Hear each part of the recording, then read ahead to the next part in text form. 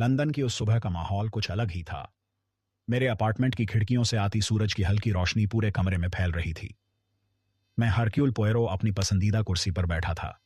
मेरे हाथों में चाय का वह नाजुक कप था जिसे मैं हर सुबह बड़े चाव से पीता हूं। चाय की भाप हवा में घुल रही थी और उसकी खुशबू पूरे कमरे को महका रही थी। यह मेरे दिन की शुरुआत का सबसे शांत और पसंदीदा पल था। मेरे सामने मेरे प्रिय मित्र कैप्टन आर्थर हेस्टिंग्स बैठे थे। वे अखबार के पन्नों में इतने खोए हुए थे कि उन्हें आसपास की दुनिया का कोई होश नहीं था। हेस्टिंग्स की एक विशेष आदत है जिसे मैं बखूबी जानता हूं। वे सबसे पहले अखबार के खेल वाले पृष्ठों को पढ़ते हैं। फुटबॉल के मैचों के स्कोर, क्रिकेट की खबरें और दौड़ की प्रतियोगिताओं के बारे में जानकारी उनके लिए बेहद महत्वपूर्ण होती है। उसके बाद ही वे धीरे धीरे देश विदेश की अन्य खबरों की ओर अपना ध्यान मोड़ते हैं। उनकी यह सरल और निश्चल आदत मुझे हमेशा अच्छी लगती है, इसलिए मैंने उन्हें टोकना उचित नहीं समझा। मैं चुपचाप अपनी चाय की चुस्कियां लेता रहा और खिड़की के बाहर लंदन की भागदौड़ भरी सड़कों को देखता रहा। लेकिन उस सुबह का सुकून ज्यादा देर तक नहीं रहने वाला था। कुछ ही क्षणों में कुछ ऐसा होने वाला था जो हमारी पूरी दिनचर्या को बदल देता। मेरे घर में काम करने वाले वफादार नौकर जॉर्ज ने कमरे में प्रवेश किया। उसके हाथ में एक सफेद लिफाफा था जिसे वह बड़ी सावधानी से पकड़े हुए था। उसने लिफाफे को मेरी मेज पर रखते हुए कहा, महोदय, आपके लिए डाक आई है। मैंने लिफाफे को उठाया और उसे गौर से देखा। पहली नजर में यह लिफाफा बिल्कुल साधारण लग रहा था, लेकिन जब मैंने उस पर लिखे पते को ध्यान से पढ़ा तो मेरा ध्यान तुरंत उसकी ओर खिंच गया। लिफाफे पर लिखी हस्तलिपि बेहद सुंदर और साफ सुथरी थी। स्याही का रंग गहरा नीला था जो कागज पर बड़ी सावधानी से लिखा गया था। लिफाफे पर लगा डाक टिकट फ्रांस का था। भेजने वाले का पता मर्लिन विले सुरमेयर नामक एक छोटे से शहर का था। यह नाम मेरे लिए बिल्कुल नया था। मैंने अपने पूरे जीवन में इस शहर के बारे में कभी नहीं सुना था। यह जिज्ञासा मेरे अंदर और बढ़ गई। भेजने वाले का नाम पॉल रेनाल्ड लिखा हुआ था। मैंने धीरे से लिफाफे को खोला। उसके अंदर से एक सफेद कागज निकला जिस पर कुछ पंक्तियां लिखी हुई थीं। मैंने उन पंक्तियों को पढ़ना शुरू किया। पत्र की शुरुआत बेहद औपचारिक थी। प्रिय मॉन्सियर्स पोयरो, पत्र में लिखा था, मुझे आपकी सहायता की अत्यंत आवश्यकता है। मैं इस समय एक बहुत बड़े खतरे में फंसा हुआ हूं। मुझे पूरा विश्वास है कि इस संसार में केवल आप ही वह व्यक्ति हैं जो मुझे इस संकट से बचा सकते हैं। कृपया जितनी जल्दी हो सके मर्लिन विले सुरमेयर के विला जेनेवीव में पहुंच जाइए। समय बहुत तेजी से बीत रहा है और हर पल कीमती है। मैं आपका सदा आभारी रहूंगा। आपका विश्वास पात्र पॉल रेनाल्ड। पत्र बेहद संक्षिप्त था। शब्दों की संख्या कम थी, लेकिन हर शब्द में एक गहरी चिंता और तात्कालिकता छिपी हुई थी। इस पत्र को पढ़कर मेरे मस्तिष्क की छोटी छोटी कोशिकाएं, जिन्हें मैं अपने ग्रे सेल्स कहता हूं, तुरंत सक्रिय हो गईं। मेरे दिमाग में सवालों की एक पूरी श्रृंखला उठने लगी। यह पॉल रेनाल्ड कौन है? वह किस प्रकार के खतरे में है? और सबसे महत्वपूर्ण सवाल यह था कि उसे मुझ पर इतना भरोसा क्यों है? मैंने अपनी नजरें उठाकर हेस्टिंग्स की ओर देखा। वे अब तक अपना अखबार एक तरफ रख चुके थे और मेरी ओर उत्सुकता से देख रहे थे। शायद उन्होंने मेरे चेहरे पर आए बदलाव को भांप लिया था। हेस्टिंग्स, मेरे प्यारे दोस्त, मैंने गंभीर आवाज में कहा, हमें तुरंत फ्रांस के लिए रवाना होना होगा। यह बहुत जरूरी है। हेस्टिंग्स ने अपनी भौहें ऊपर उठाईं। यह उनकी एक आदत है जो तब सामने आती है जब मैं कुछ अप्रत्याशित या चौंकाने वाली बात कहता हूं। फ्रांस? उन्होंने आश्चर्य से पूछा। अचानक फ्रांस क्यों पोयरो? आखिर हुआ क्या है? क्या कोई गंभीर मामला है? मैंने चुपचाप वह पत्र उनकी ओर बढ़ा दिया।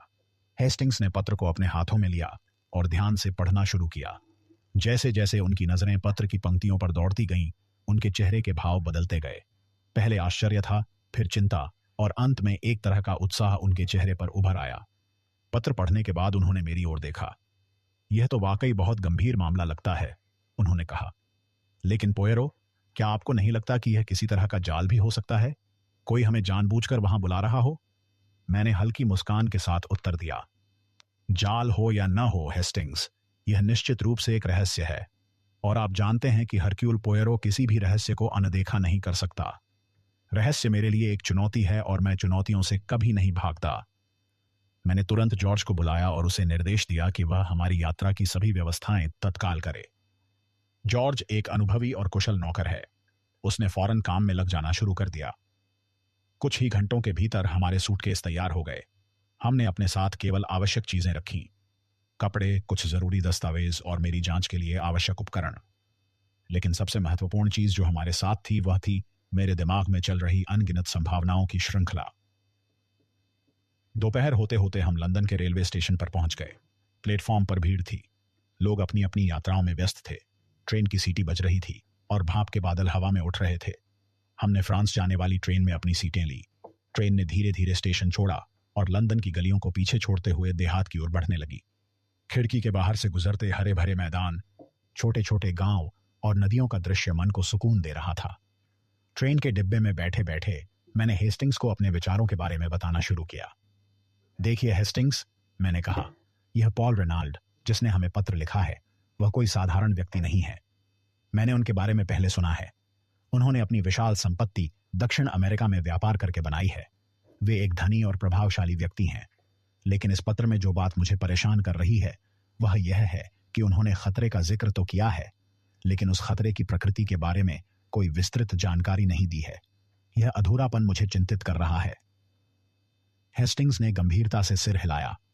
मैं उनकी आंखों में देख सकता था कि वे मेरी बात को समझने की कोशिश कर रहे थे। हालांकि मेरे दोस्त हेस्टिंग्स का दिल सोने जैसा शुद्ध है, लेकिन उनकी समझ कभी कभी सतह से ज्यादा गहराई तक नहीं जा पाती। फिर भी उनकी उपस्थिति मुझे हमेशा एक अजीब सा सुकून और आत्मविश्वास देती है। हम दोनों ने पूरी यात्रा के दौरान इसी विषय पर चर्चा की। शाम ढलने के समय हमारी ट्रेन मर्लिन विले सुर मेयर स्टेशन पर पहुंची। जैसे ही हम ट्रेन से उतरे, समुद्र की ताजी हवा ने हमारा स्वागत किया। हवा में नमक की एक विशेष खुशबू थी जो समुद्री शहरों की पहचान होती है। यह शहर छोटा लेकिन बेहद सुंदर था। समुद्र के किनारे बसे इस शहर में एक खास तरह की शांति थी। सड़कों पर चलते लोग, दुकानों की रौनक और दूर से आती लहरों की आवाज ने पूरे माहौल को जीवंत बना दिया था। हमने स्टेशन के बाहर एक स्थानीय टैक्सी ली। टैक्सी ड्राइवर एक मध्यम आयु का व्यक्ति था जो बड़ी खुशमिजाजी से हमसे बातें कर रहा था। मैंने उसे विला जेनेवीव का पता दिया। उसने सिर हिलाया और टैक्सी को शहर के बाहरी इलाके की ओर मोड़ दिया। रास्ते में हेस्टिंग्स ने खिड़की के बाहर देखते हुए कहा, देखिए पोयरो, वहां एक गोल्फ कोर्स बन रहा है। मैंने उस दिशा में देखा। वाकई एक बड़े से मैदान में गोल्फ कोर्स का निर्माण चल रहा था। मजदूर काम में लगे हुए थे और मशीनों की आवाजें आ रही थीं। पोयरो, हेस्टिंग्स ने पूछा, क्या आपको गोल्फ खेलना पसंद है? मैंने उनकी ओर देखा और एक रहस्यमय मुस्कान के साथ कहा, हेस्टिंग्स, मेरे लिए असली खेल वह है जो मनुष्य के दिमाग में होता है। बाहरी खेल तो केवल शरीर की कसरत हैं। यह गोल्फ कोर्स और इसकी हरियाली मेरे लिए सिर्फ एक दृश्य है, लेकिन कौन जानता है कि इस दृश्य के पीछे कोई रहस्य छिपा हो। कुछ ही मिनटों में हम विला जेनेवीव के सामने पहुंच गए। यह एक भव्य और खूबसूरत इमारत थी। इसकी वास्तुकला फ्रांसीसी शैली की थी। इमारत के चारों ओर रंग बिरंगी फूलों की क्यारियां थीं जो बड़ी सावधानी से सजाई गई थीं। बगीचे में हरी भरी घास थी और पेड़ों की छाया में बैठने के लिए बेंचें रखी हुई थीं। लेकिन जैसे ही हम मुख्य दरवाजे के पास पहुंचे, एक अजीब सा सन्नाटा हमें घेरने लगा। यह सन्नाटा सामान्य नहीं था। इसमें कुछ अशुभ था, कुछ डरावना। मैंने दरवाजे की घंटी बजाई। घंटी की आवाज पूरे घर में गूंजी, लेकिन कई सेकंड बीत गए और कोई जवाब नहीं आया। हेस्टिंग्स ने चिंतित नजरों से मुझे देखा। उनकी आंखों में सवाल थे। मैंने फिर से घंटी बजाई, इस बार थोड़ी लंबी दबाकर। इस बार दरवाजा खुला। दरवाजे पर एक नौकर खड़ा था। उसका चेहरा देखते ही समझ आ गया कि कुछ बहुत गलत हो चुका है। उसका चेहरा बिल्कुल पीला पड़ा हुआ था। उसकी आंखों में भय और दुख साफ दिखाई दे रहा था। क्या आप मॉन्सियर पोयरो हैं? उसने कांपती हुई आवाज में पूछा। मैंने धीरे से सिर हिलाया। नौकर ने एक गहरी सांस ली और फिर बोला, आप बहुत देर से आए हैं महोदय। मॉन्सियर रेनाल्ड, वे अब इस दुनिया में नहीं रहे। उनकी हत्या हो चुकी है। उसके शब्दों ने मेरे दिल में एक तेज ठंडक सी भर दी। मेरे बगल में खड़े हेस्टिंग्स ने तेजी से मेरी ओर देखा। मैं उनकी आंखों में वही सवाल पढ़ सकता था जो मेरे अपने दिमाग में चल रहा था। हम देर से आ गए थे, लेकिन क्यों? कैसे? अगर हम समय पर पहुंच जाते तो क्या हम इस त्रासदी को रोक सकते थे? मैंने गंभीर आवाज में नौकर से कहा, हमें अंदर ले चलो। मैं हरक्यूल पोयरो हूं और मुझे हर वह विवरण जानना है जो यहां घटित हुआ है। नौकर ने हमें घर के अंदर ले जाने के लिए रास्ता दिया। हम एक लंबे गलियारे से होते हुए ड्राइंग रूम में पहुंचे। यह कमरा बेहद सुंदर और भव्य था। दीवारों पर महंगी पेंटिंग्स लगी हुई थीं और फर्नीचर बेहद कीमती लग रहा था। लेकिन इस खूबसूरती के बीच एक गहरा दुख और निराशा का माहौल था। कमरे में एक महिला बैठी थी।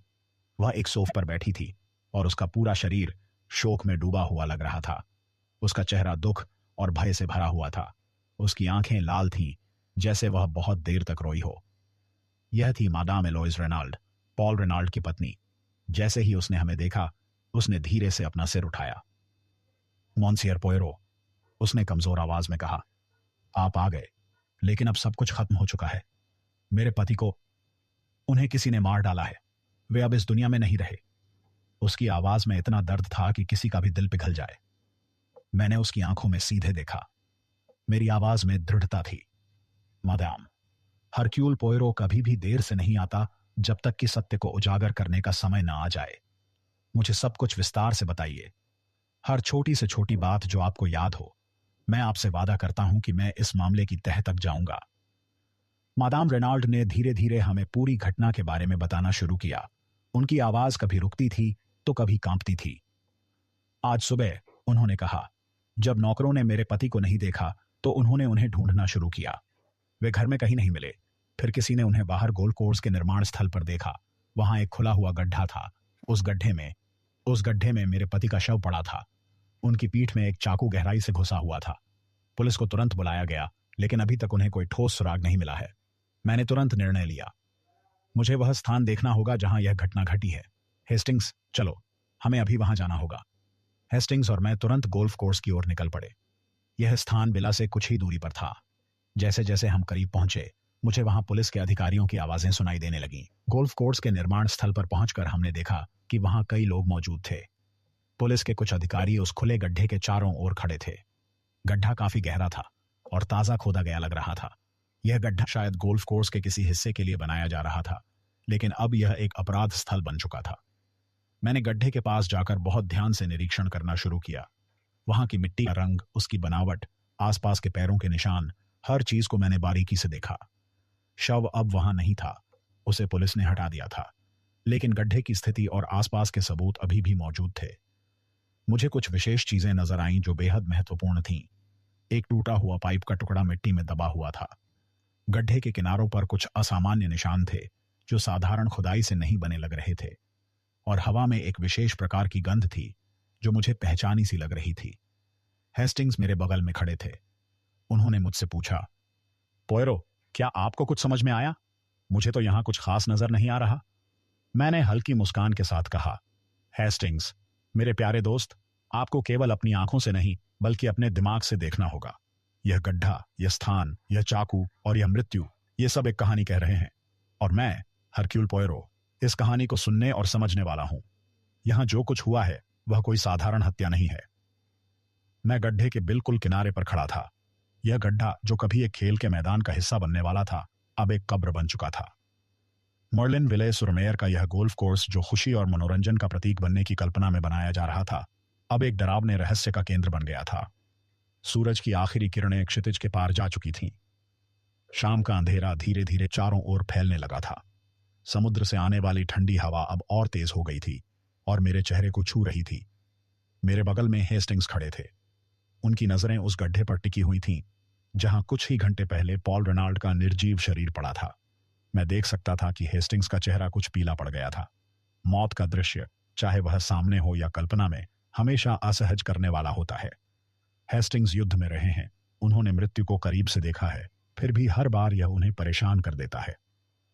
पोयरो, हेस्टिंग्स ने धीमी आवाज में कहा, यह सब बहुत भयानक है। यह दृश्य, यह गड्ढा, यह सब कुछ बेहद डरावना है। आपको क्या लगता है, क्या यह किसी साधारण डकैत काम हो सकता है? शायद कोई चोर संपत्ति के लिए आया हो। मैंने धीरे से उनकी ओर मुड़कर देखा। मेरे होंठों पर एक हल्की सी मुस्कान थी, लेकिन मेरी आंखों में गंभीरता थी। नहीं हेस्टिंग्स, मेरे प्यारे मित्र, साधारण डकैती में इतनी सावधानी और योजनाबद्धता नहीं होती। एक चोर जल्दबाजी में काम करता है, वह शोर मचाता है, अव्यवस्थित तरीके से काम करता है। लेकिन यह कुछ और है। यह गड्ढा, यह स्थान, इस शव का यहां होना और यह चाकू जो इतनी सटीकता से मारा गया, ये सब एक सोची समझी योजना का हिस्सा लग रहे हैं। यह सब मिलकर एक कहानी कह रहे हैं, एक ऐसी कहानी जिसे समझना बेहद जरूरी है। और मैं, हरक्यूल पोयरो, इस कहानी को अंत तक पढ़कर रहूंगा। मैंने गड्ढे की ओर कदम बढ़ाए। अब वहां पुलिस के कई अधिकारी मौजूद थे। उनमें से एक व्यक्ति जो स्थानीय मजिस्ट्रेट था मेरी ओर बढ़ा। उसका नाम मॉन्सियर हॉटेड था। वह मध्यम कद का आदमी था। उसकी आंखें तेज थीं और चेहरे पर गंभीरता थी, लेकिन उसकी नजरों में एक जिज्ञासा भी थी, जैसे वह मुझसे कुछ जानना चाहता हो।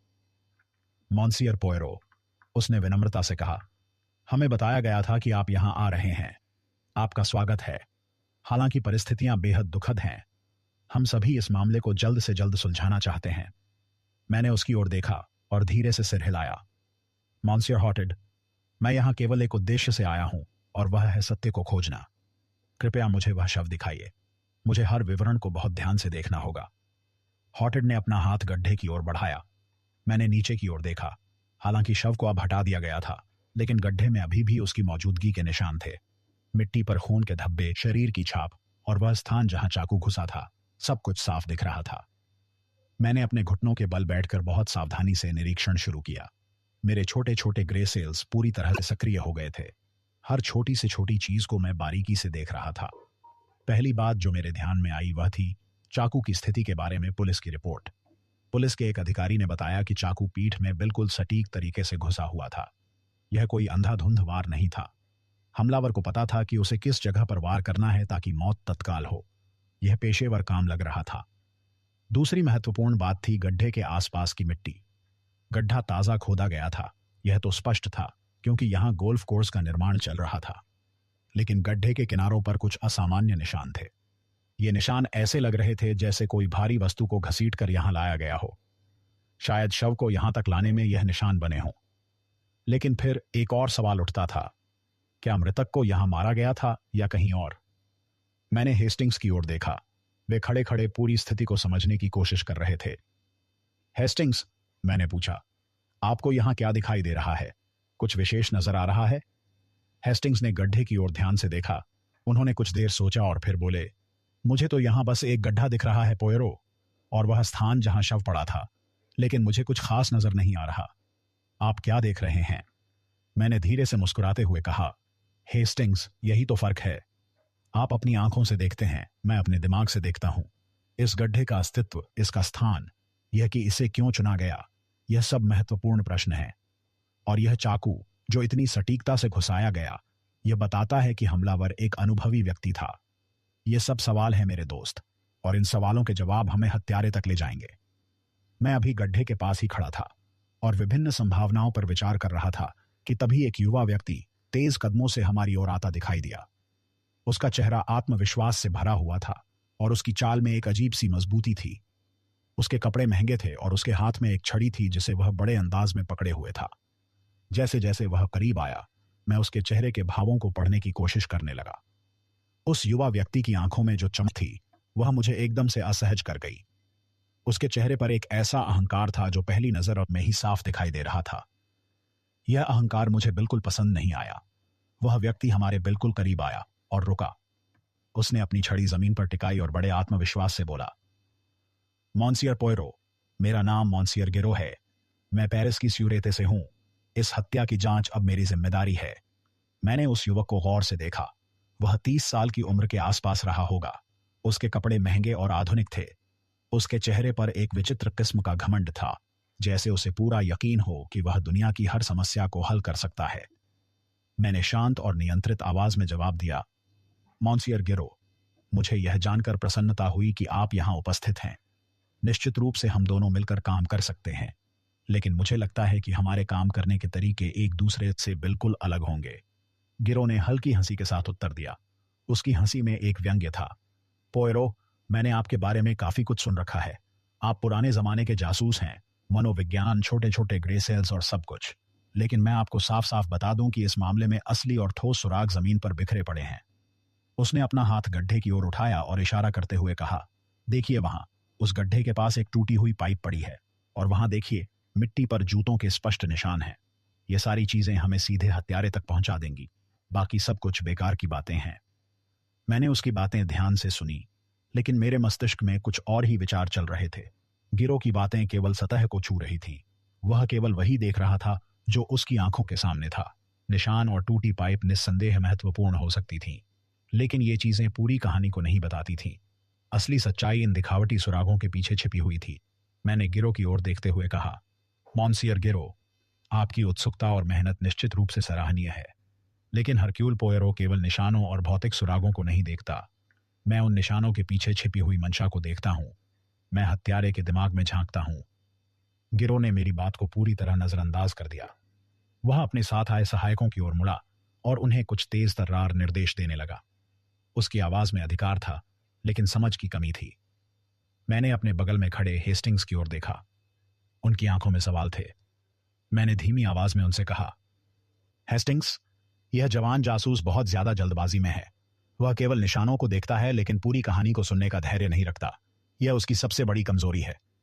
मैंने एक बार फिर से उस गड्ढे का सावधानीपूर्वक निरीक्षण करने का फैसला किया। मैं धीरे धीरे गड्ढे के किनारे की ओर बढ़ा। वहां की मिट्टी, उसकी बनावट, हर छोटी चीज को मैंने बारीकी से देखा। तभी मेरी नजर एक छोटे से कपड़े के टुकड़े पर गई जो शव के पास गिरा हुआ था। यह शायद रेनाल्ड की जेब से गिर गया होगा। मैंने बहुत सावधानी से उस कपड़े को उठाया और अपनी उंगलियों में पकड़कर देखा। यह एक नाजुक रेशमी रुमाल था। रुमाल के एक कोने पर एक छोटा सा मोनोग्राम कड़ा हुआ था। अक्षर आठो ए था।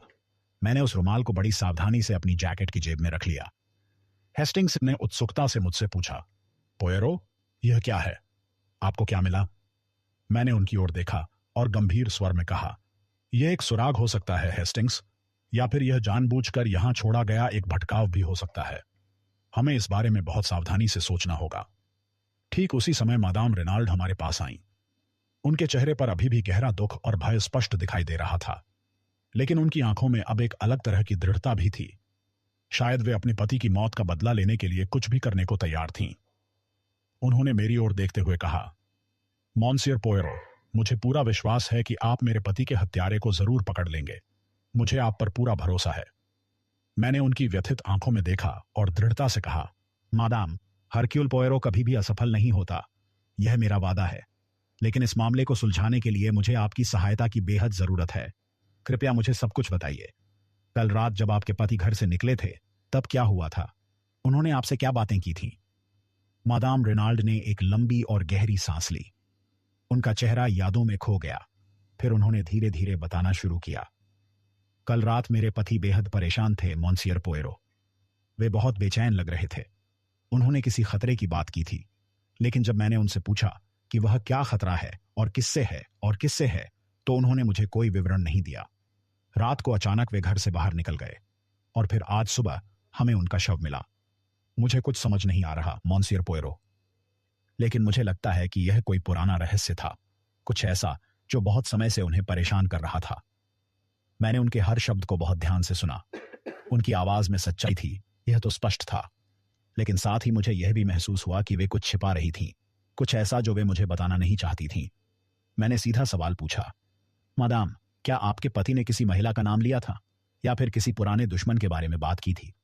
मेरे इस सवाल पर मादाम रेनाल्ड के चेहरे पर एक क्षण के लिए घबराहट उभर आई। उनकी आंखें हल्की सी फैल गईं, लेकिन उन्होंने तुरंत ही खुद को संभाल लिया और बोली, नहीं मॉन्सियर पोयरो, उन्होंने ऐसा कुछ भी नहीं कहा था। मैंने सिर हिलाया, लेकिन मेरे दिमाग में एक नया सवाल उठ गया। मादाम रेनाल्ड निश्चित रूप से कुछ छिपा रही थी, लेकिन वह क्या था और क्यों? तभी एक और व्यक्ति वहां आया। यह था जैक रेनाल्ड, पॉल रेनाल्ड का सौतेला बेटा। वह जवान था, सुंदर और आकर्षक था, लेकिन उसकी आंखों में एक तीव्र गुस्सा भरा हुआ था। वह सीधे मेरे पास आया और बोला, मॉन्सियर पोयरो, मैं चाहता हूं कि आप जल्द से जल्द मेरे पिता के हत्यारे को पकड़ें। मैं आपकी हर संभव मदद करूंगा। जो भी आप कहेंगे मैं करने को तैयार हूं। मैंने जैक को बहुत ध्यान से देखा। उसका गुस्सा वास्तविक लग रहा था, लेकिन उस गुस्से के पीछे कुछ और भी था, शायद अपराधबोध की भावना या फिर किसी चीज का डर। मैंने उससे पूछा, मॉन्सियर जैक, आपकी सहायता की भावना बहुत अच्छी है, लेकिन मुझे पहले यह जानना जरूरी है कि कल रात आप कहां थे, आपने क्या किया था? जैक ने एक पल के लिए हिचकिचाहट दिखाई। उसकी आंखें इधर उधर घूमी। फिर उसने कहा, मैं अपने कमरे में था मॉन्सियर पोयरो। मैं रात को जल्दी सो गया था, मुझे कुछ नहीं पता था। मैंने उसकी आंखों में गहराई से देखा। वह झूठ बोल रहा था। यह बात मुझे बिल्कुल साफ दिखाई दे रही थी, लेकिन मैंने उस समय कुछ नहीं कहा। मेरे ग्रे सेल्स ने एक और महत्वपूर्ण नोट अपनी डायरी में दर्ज कर लिया। जैसे ही हम गड्ढे से वापस विला की ओर चलने लगे, हेस्टिंग्स ने मुझसे धीरे से पूछा, पोयरो, आपको क्या लगता है, क्या जैक पर शक किया जा सकता है? मैंने एक रहस्यमय मुस्कान के साथ जवाब दिया। हेस्टिंग्स, इस मामले में हर व्यक्ति संदिग्ध है। हर किसी पर तब तक शक है जब तक हरक्यूल पोयरो सच्चाई तक नहीं पहुंच जाता। लेकिन यह रुमाल, यह गड्ढा, यह चाकू और ये सभी लोग, ये सब मिलकर एक जटिल कहानी कह रहे हैं, और मैं उस कहानी को ध्यान से सुन रहा हूं।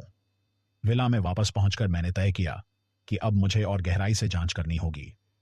मादाम रेनाल्ड, जैक और यहां तक कि मॉन्सियर गिरो भी, सभी के पास कुछ न कुछ रहस्य छिपा हुआ था, और मैं, हरक्यूल पोयरो, उन सभी रहस्यों को उजागर करके रहूंगा। मैं हरक्यूल पोयरो विला जेनेवीव के विशाल ड्राइंग रूम में खड़ा था। इस कमरे की हवा में अभी भी शोक और रहस्य की एक विचित्र सी खुशबू तैरती हुई महसूस हो रही थी। कमरे की दीवारों पर लगी महंगी पेंटिंग्स और भव्य फर्नीचर के बीच एक अजीब सा सन्नाटा पसरा हुआ था। मेरे सामने मॉन्सियर गिरो, वह जवान और आत्मविश्वास से लबरेज जासूस, अपनी नोटबुक में कुछ लिख रहा था। उसकी हरकतें किसी बेचैन पक्षी की तरह लग रही थीं, हमेशा गति में, हमेशा कुछ न कुछ करने में व्यस्त, लेकिन बिना किसी स्पष्ट दिशा के। मेरे बगल में हेस्टिंग्स बैठे हुए थे। उनकी नजरें कभी सोफे पर चुपचाप बैठी मादाम रेनाल्ड की ओर जाती, तो कभी फर्श पर कुछ ढूंढते हुए गिरो की ओर। मैंने धीमी आवाज में हेस्टिंग्स से कहा, हेस्टिंग्स, क्या आपने गौर किया मॉन्सियर गिरो कितनी तेजी से काम कर रहा है? वह हर छोटी सी चीज को तुरंत एक सुराग मान लेता है, लेकिन वह रुककर सोचता नहीं। वह सच्चाई को समझने के लिए समय नहीं लगाता। हेस्टिंग्स ने धीरे से सिर हिलाया, लेकिन मैं जानता था कि वे मेरी बात का गहरा मतलब पूरी तरह से नहीं समझ पाए थे। उन्होंने जवाब दिया, पोयरो, वह उस टूटी पाइप और कुछ निशानों की बात कर रहा था। क्या आपको नहीं लगता कि वे चीजें महत्वपूर्ण साबित हो सकती हैं? मैंने हल्की मुस्कान के साथ उत्तर दिया, हेस्टिंग्स, मेरे प्यारे मित्र, हर चीज महत्वपूर्ण हो सकती है, बिल्कुल हर चीज, लेकिन केवल तभी जब हम उसका सही संदर्भ समझें। एक टूटी हुई पाइप, एक जूते का निशान, ये सब कहानी के टुकड़े हैं, लेकिन ये अकेले पूरी कहानी नहीं बता सकते। हमें यह समझना बेहद जरूरी है कि हत्यारा क्या सोच रहा था, उसकी मंशा क्या थी, उसका लक्ष्य क्या था। ठीक उसी क्षण गिरो मेरी ओर तेज कदमों से बढ़ा। उसकी आंखों में एक विजयी चमक थी, जैसे उसने कोई बड़ी खोज कर ली हो। मॉन्सियर पोयरो, उसने उत्साह से कहा, मुझे एक बेहद महत्वपूर्ण सुराग हाथ लगा है। उस गड्ढे के बिल्कुल पास की मिट्टी में मुझे एक सिगरेट का टुकड़ा मिला है। यह साफ साबित करता है कि हत्यारा वहां रुका था।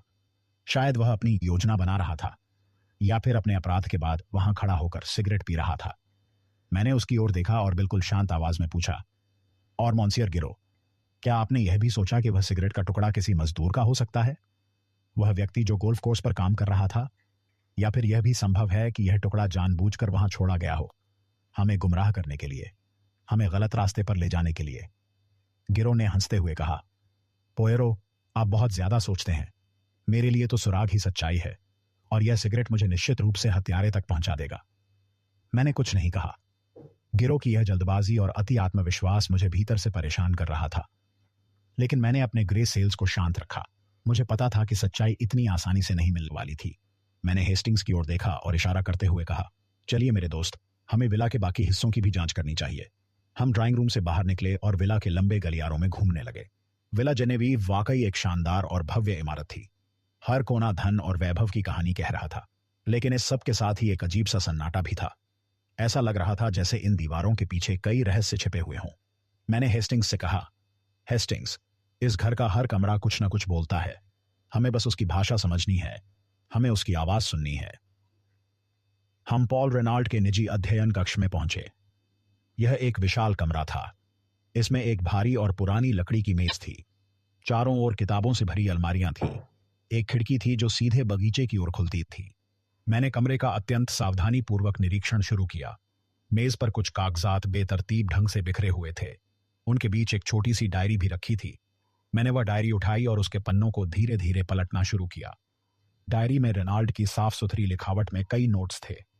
अधिकतर नोट्स व्यापारिक लेन देन और कारोबारी मामलों से संबंधित थे, लेकिन एक पृष्ठ पर एक नाम लिखा था जो मेरा ध्यान खींच गया। वह नाम था मादाम दोब्रेया। मैंने हेस्टिंग्स की ओर देखा और पूछा, हेस्टिंग्स, क्या आपने कभी मादाम दोब्रेया का नाम सुना है? हेस्टिंग्स ने थोड़ा सोचा और फिर बोले, नहीं पोयरो, मैंने यह नाम पहले कभी नहीं सुना, लेकिन मुझे लगता है कि जैक रेनाल्ड ने कुछ बात की थी। शायद वह महिला पास के किसी विला में रहती हैं।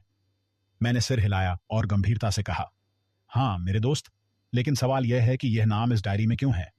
पॉल रेनाल्ड और मादाम दुब्रेया के बीच क्या संबंध था? हमें यह जरूर पता लगाना होगा। ठीक उसी समय दरवाजे पर एक बहुत हल्की सी दस्तक हुई। मैंने पीछे मुड़कर देखा। दरवाजे पर मादाम एलोइस रेनाल्ड खड़ी थीं। उनके चेहरे पर अब भी वही गहरा दुख था, लेकिन उनकी आंखों में अब एक नई चमक भी थी, शायद संकल्प की, शायद किसी निर्णय की। मॉन्सियर पोयरो, उन्होंने धीमी आवाज में कहा, मैं आपसे कुछ और बातें करना चाहती हूं, कुछ ऐसा जो मैंने पहले नहीं बताया था। मैंने उन्हें अंदर आने का इशारा किया। मादाम, कृपया अंदर आइए और बैठिए। मुझे लग रहा है कि आपके पास कुछ बेहद महत्वपूर्ण जानकारी है जो आप मुझसे साझा करना चाहती हैं। मादाम रेनाल्ड ने एक लंबी और गहरी सांस ली, फिर उन्होंने बोलना शुरू किया। मॉन्सियर पोयरो, मैंने आपको पहले पूरी सच्चाई नहीं बताई थी। कल रात जब मेरे पति घर से बाहर निकले, तब उन्होंने मुझसे कहा था कि उन्हें किसी से मिलना है, यह बहुत जरूरी है, लेकिन उन्होंने यह नहीं बताया कि वह कौन व्यक्ति था। मैंने उनकी आंखों में गहराई से देखा। उनकी बात में सच्चाई थी, लेकिन फिर भी कुछ अधूरा था। मैंने पूछा, मादाम, क्या आपको कोई अंदाजा है कि वे किससे मिलने गए थे? क्या वह व्यक्ति मादाम दोब्रेया थी? मेरे इस सवाल पर मादाम रेनाल्ड का चेहरा एक पल के लिए कठोर हो गया। उनकी आंखों में एक अजीब सा भाव आया। मादाम दोब्रेया? नहीं, मुझे नहीं लगता, लेकिन मुझे सच में नहीं पता। पॉल कभी कभी बहुत रहस्यमय हो जाते थे। वे अपनी सभी बातें मुझसे साझा नहीं करते थे। मैंने सिर हिलाया, लेकिन मेरे दिमाग में एक नया और महत्वपूर्ण सवाल उभर आया। मादाम रेनाल्ड निश्चित रूप से कुछ छिपा रही थीं, और यह रहस्य शायद मादाम दोब्रेया से जुड़ा हुआ था। मैंने मन ही मन निर्णय लिया कि मुझे जल्द से जल्द इस रहस्यमय महिला से मिलना होगा। जैसे ही मादाम रेनाल्ड कमरे से बाहर गईं, हेस्टिंग्स ने मुझसे चिंतित स्वर में पूछा, पोयरो, क्या आपको लगता है कि मादाम रेनाल्ड झूठ बोल रही हैं? क्या वे कुछ छिपा रही हैं? मैंने एक रहस्यमय मुस्कान के साथ उत्तर दिया, हेस्टिंग्स, इस दुनिया में हर इंसान कुछ न कुछ छिपाता है। हर किसी के पास अपने रहस्य होते हैं, लेकिन हरक्यूल पोयरो के ग्रे सेल्स को कोई धोखा नहीं दे सकता।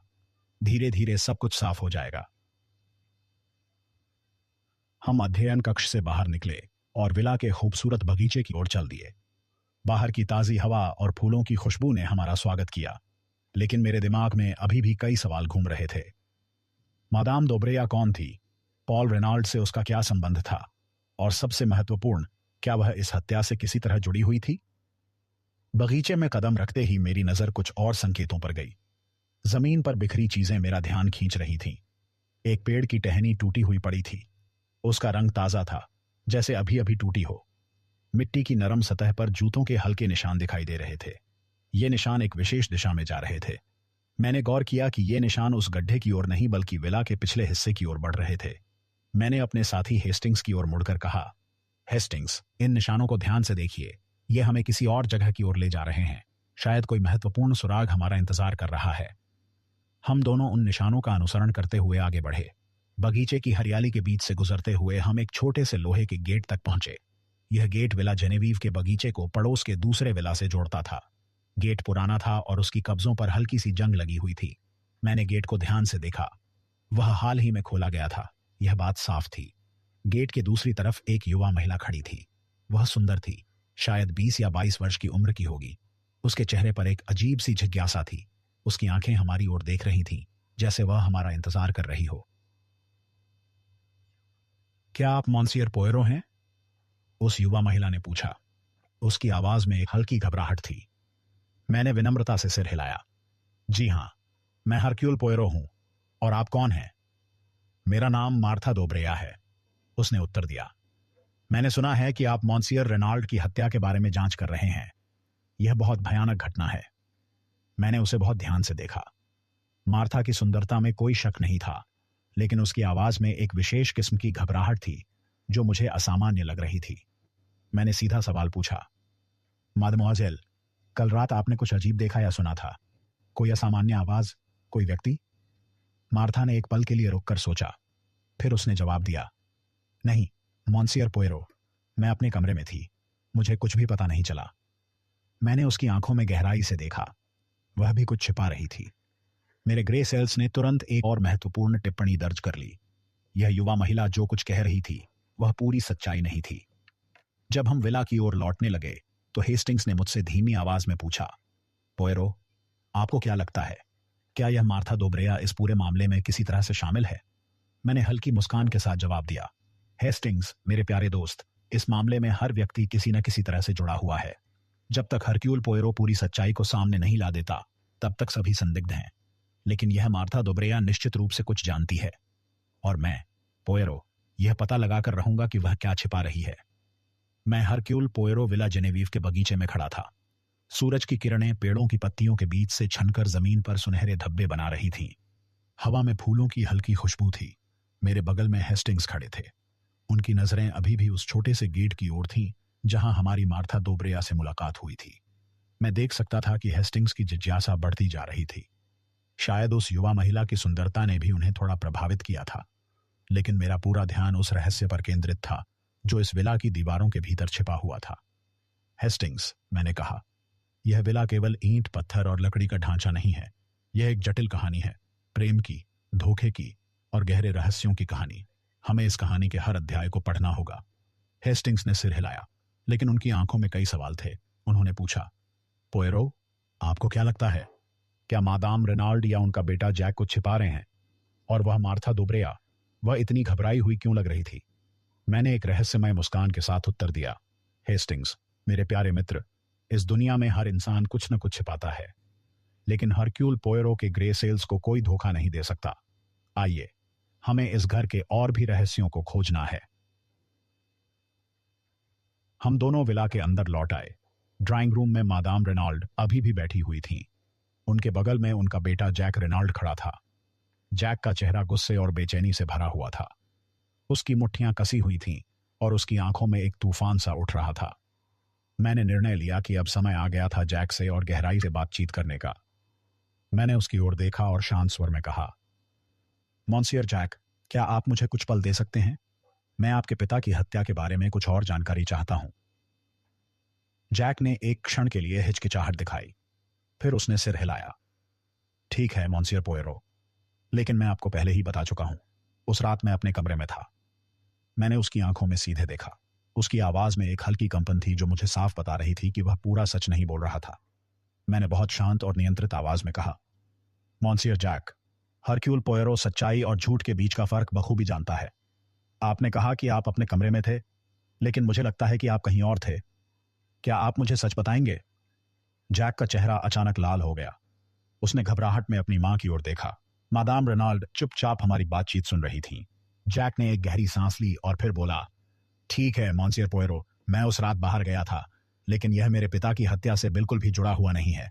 मैं बस किसी से मिलने गया था। किससे? मैंने तुरंत पूछा। जैक ने फिर से हिचकिचाया। यह मेरी निजी बात है, मैंने हल्की मुस्कान के साथ कहा। मॉन्सियर जैक, जब हत्या जैसे गंभीर अपराध की बात आती है तो कुछ भी निजी नहीं रहता। कृपया मुझे बताइए, आप किससे मिलने गए थे? जैक ने एक पल के लिए अपनी मां की ओर देखा, फिर उसने धीमी आवाज में कहा, मैं मार्था दोब्रेया से मिलने गया था। मादाम रेनाल्ड ने अचानक अपना सिर उठाया। उनकी आवाज में गुस्सा और आश्चर्य दोनों थे। जैक, तुम मार्था से मिलने गए थे? तुमने यह बात मुझसे क्यों नहीं बताई? जैक ने अपना सिर झुका लिया। मां, मैं नहीं चाहता था कि आप इस बात से परेशान हो। मार्था और मैं, हम एक दूसरे से प्रेम करते हैं। यह सुनकर मेरे ग्रे सेल्स तुरंत सक्रिय हो गए। मार्था दोब्रेया का नाम बार बार सामने आ रहा था, पहले पॉल रेनाल्ड की डायरी में और अब जैक के मुंह से। यह महज संयोग नहीं हो सकता था। मैंने जैक से पूछा, मॉन्सियर जैक, आप मार्था से किस समय मिले और क्या आपने वहां कुछ असामान्य देखा या सुना? जैक ने जवाब दिया, मैं रात में करीब 10 बजे उनके विला के गेट पर था। हमने थोड़ी देर बातचीत की, फिर मैं वापस आ गया। मुझे कुछ भी असामान्य दिखाई नहीं दिया। मैंने सिर हिलाया, लेकिन मेरे दिमाग में एक नया सवाल उठा। जैक की कहानी में कुछ कमी थी। अगर वह सच में मार्था से मिलने गया था तो मार्था ने हमसे यह बात क्यों नहीं बताई? और अगर उसने नहीं बताई तो इसकी वजह क्या थी? मैंने मादाम रेनाल्ड की ओर मुड़कर पूछा, मादाम, क्या आपको पता था कि आपका बेटा मार्था दोब्रेया से प्रेम करता है? मादाम रेनाल्ड ने एक भारी सांस ली। उनका चेहरा दुख से भर गया। मुझे कुछ अंदाजा था, लेकिन पॉल को यह रिश्ता बिल्कुल भी पसंद नहीं था। उन्होंने साफ शब्दों में कहा था कि दोब्रेया परिवार विश्वसनीय नहीं है। मैंने उनकी बात बहुत ध्यान से सुनी। तो पॉल रेनाल्ड को दोब्रेया परिवार से कोई गंभीर समस्या थी, लेकिन वह समस्या क्या थी? और सबसे महत्वपूर्ण सवाल यह था कि क्या यह समस्या उनकी हत्या से जुड़ी हुई थी? ठीक उसी समय दरवाजे पर एक दस्तक हुई। एक नौकर ने अंदर झांक कर कहा, मॉन्सियर पोयरो, मादाम दोब्रेया यहाँ आई हैं। वे आपसे मिलना चाहती हैं। मैंने हेस्टिंग्स की ओर देखा। वे अब उत्साहित और उत्सुक दिख रहे थे। मैंने उनसे कहा, हेस्टिंग्स, अब यह बातचीत और दिलचस्प होने वाली है। मादाम दोब्रेया को ड्राइंग रूम में बुलाया गया। वे एक अधेड़ उम्र की महिला थीं। उनके चेहरे पर समय की लकीरें स्पष्ट दिखाई दे रही थीं, लेकिन उनकी आंखें तेज और सतर्क थीं। उनमें एक विचित्र चमक थी। मॉन्सियर पोयरो, उन्होंने कहा, मैंने सुना है कि आप मॉन्सियर रेनाल्ड की हत्या की जांच कर रहे हैं। मैं आपकी सहायता करना चाहती हूं। मैंने उन्हें बहुत ध्यान से देखा। उनकी आवाज में एक अजीब तरह का आत्मविश्वास था, लेकिन साथ ही कुछ छिपा हुआ भी था। मैंने सीधा सवाल पूछा, मादाम दोब्रेया, आप मॉन्सियर रेनाल्ड को कितने समय से जानती थीं? उन्होंने एक पल रुककर कहा, कई वर्षों से। हम पड़ोसी हैं और हमारे बीच सामान्य मेलजोल था। क्या कभी कोई असामान्य बात हुई थी? मैंने पूछा। क्या मॉन्सियर रेनाल्ड ने कभी किसी खतरे का जिक्र किया था? मादाम दोब्रेया ने सिर हिलाया। नहीं, मॉन्सियर पोयरो, पॉल बहुत निजी स्वभाव के व्यक्ति थे। उन्होंने कभी ऐसी कोई बात नहीं की। मैंने उनकी आंखों में देखा। वे भी कुछ छिपा रही थीं, बिल्कुल वैसे ही जैसे मादाम रेनाल्ड और जैक छिपा रहे थे। मेरे ग्रे सेल्स ने एक और महत्वपूर्ण नोट दर्ज कर लिया। मैंने मादाम दोब्रेया से पूछा, मादमोआजेल मार्था और मॉन्सियर जैक रेनाल्ड के रिश्ते के बारे में आप क्या जानती हैं? उनके चेहरे पर एक हल्की मुस्कान उभरी। मार्था और जैक, वे जवान हैं मॉन्सियर पोयरो। युवा लोग प्रेम में पड़ते हैं, यह स्वाभाविक है, लेकिन मुझे नहीं लगता कि इसका किसी हत्या से कोई संबंध है। मैंने कुछ नहीं कहा, लेकिन मेरे दिमाग में एक नया विचार आया। मादाम दोब्रेया की बातें बहुत सोच समझ कर कही गई थीं। वे निश्चित रूप से कुछ जानती थीं, लेकिन मुझे यह पता लगाना था कि वह क्या था। जैसे ही मादाम दोब्रेया चली गईं, हेस्टिंग्स ने मुझसे पूछा, पोयरो, आपको क्या लगता है, क्या मादाम दोब्रेया सच बोल रही थी? मैंने हल्की हंसी के साथ उत्तर दिया, हेस्टिंग्स, इस पूरे मामले में सच्चाई एक छाया की तरह है। हर कोई उसे छूना चाहता है, लेकिन कोई उसे पकड़ नहीं पाता। लेकिन मैं, हरक्यूल पोयरो, उस सच्चाई को जरूर पकड़ लूंगा। उस रात मैंने हेस्टिंग्स के साथ विला के बगीचे में फिर से टहलने का फैसला किया। वहां मैंने एक बार फिर उन निशानों को देखा जो गेट की ओर जा रहे थे। मैंने हेस्टिंग्स से कहा, हेस्टिंग्स, ये निशान हमसे कुछ कहने की कोशिश कर रहे हैं। कोई यहां से आया था और कोई यहां से गया था, लेकिन कौन और क्यों?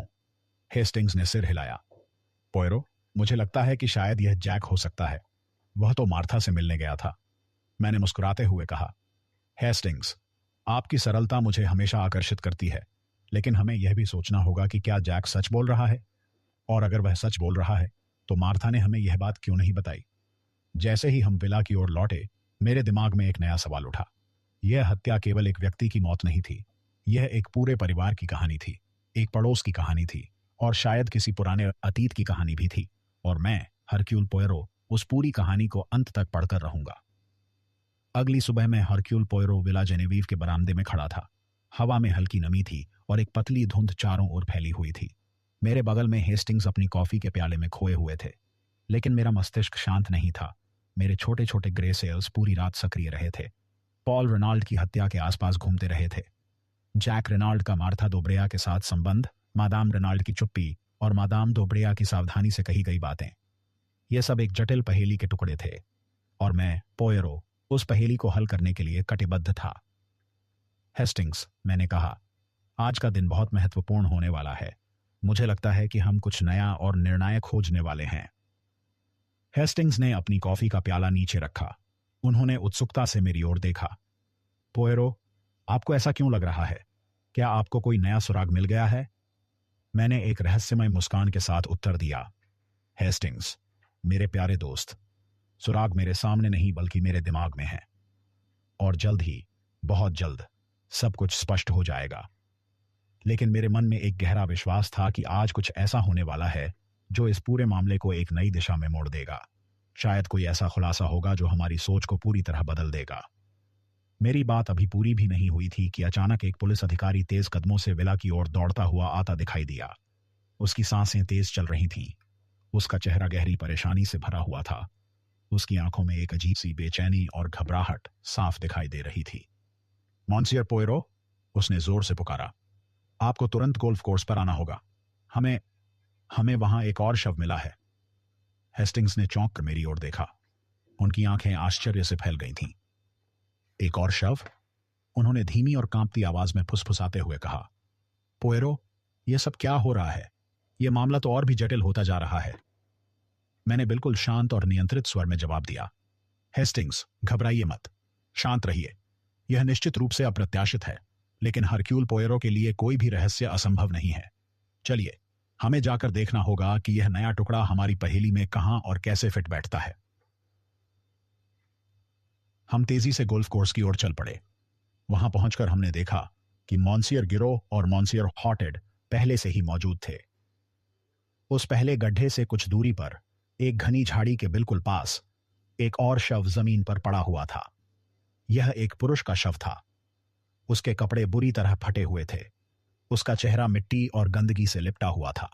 पूरा दृश्य बेहद भयावह था। मैं तुरंत उस शव के पास पहुंचा और उसका बारीकी से निरीक्षण करने लगा। उस व्यक्ति की उम्र लगभग 40 साल के आसपास रही होगी। उसके गले पर एक गहरा और भयानक घाव था। ऐसा लग रहा था जैसे किसी ने उसे रस्सी या किसी मजबूत धागे से गला घोंट दिया हो। मौत बेहद तकलीफ देह रही होगी। गिरो मेरी ओर तेजी से बढ़ा। उसकी आंखों में वही पुराना आत्मविश्वास था जो मुझे हमेशा से परेशान करता आया था।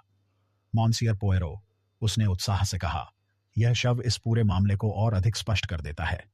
मेरा मानना है कि यह व्यक्ति असली हत्यारा था और किसी ने उसे मार डाला। देखिए, उसके पास वही चाकू पड़ा है, बिल्कुल वही चाकू जो पॉल रेनाल्ड की हत्या में इस्तेमाल किया गया था। मैंने शव के बिल्कुल पास जाकर झुककर गौर से देखा। गिरो की बात में कुछ तर्क तो था। शव के बगल में सचमुच एक चाकू पड़ा हुआ था। उस चाकू पर सूखे हुए खून के धब्बे साफ दिखाई दे रहे थे, लेकिन मेरे ग्रे सेल्स ने तुरंत कुछ और महत्वपूर्ण बातें नोट कर ली। यह शव कई घंटों से यहां पड़ा हुआ था, शायद रेनाल्ड की हत्या से भी पहले से। अगर यह व्यक्ति वाकई हत्यारा था, तो फिर उसे किसने मारा? और सबसे बड़ा सवाल था कि क्यों? मैंने गिरो की ओर देखा और शांत आवाज में कहा, मॉन्सियर गिरो, आपकी मेहनत और जल्दबाजी निश्चित रूप से सराहनीय है, लेकिन यह अधूरी सोच है। यह शव हमें कोई साफ जवाब नहीं देता, बल्कि यह हमारे सामने कई नए और जटिल सवाल खड़े करता है। अगर यह व्यक्ति वाकई रेनाल्ड का हत्यारा था, तो उसे किसने मार डाला? और अगर वह हत्यारा नहीं था, तो वह यहां क्या कर रहा था? गिरो ने हल्की हंसी के साथ कहा, पोयरो, आप हर चीज को बहुत जटिल बना देते हैं। मेरे लिए यह बात बिल्कुल साफ है। यह आदमी रेनाल्ड को मारने के लिए आया था और किसी ने उसे रोक दिया, शायद उसे मार दिया। मैंने कुछ नहीं कहा। गिरो की यह अत्यधिक सरलता मुझे भीतर से परेशान कर रही थी, लेकिन मैंने अपने मस्तिष्क को शांत रखा।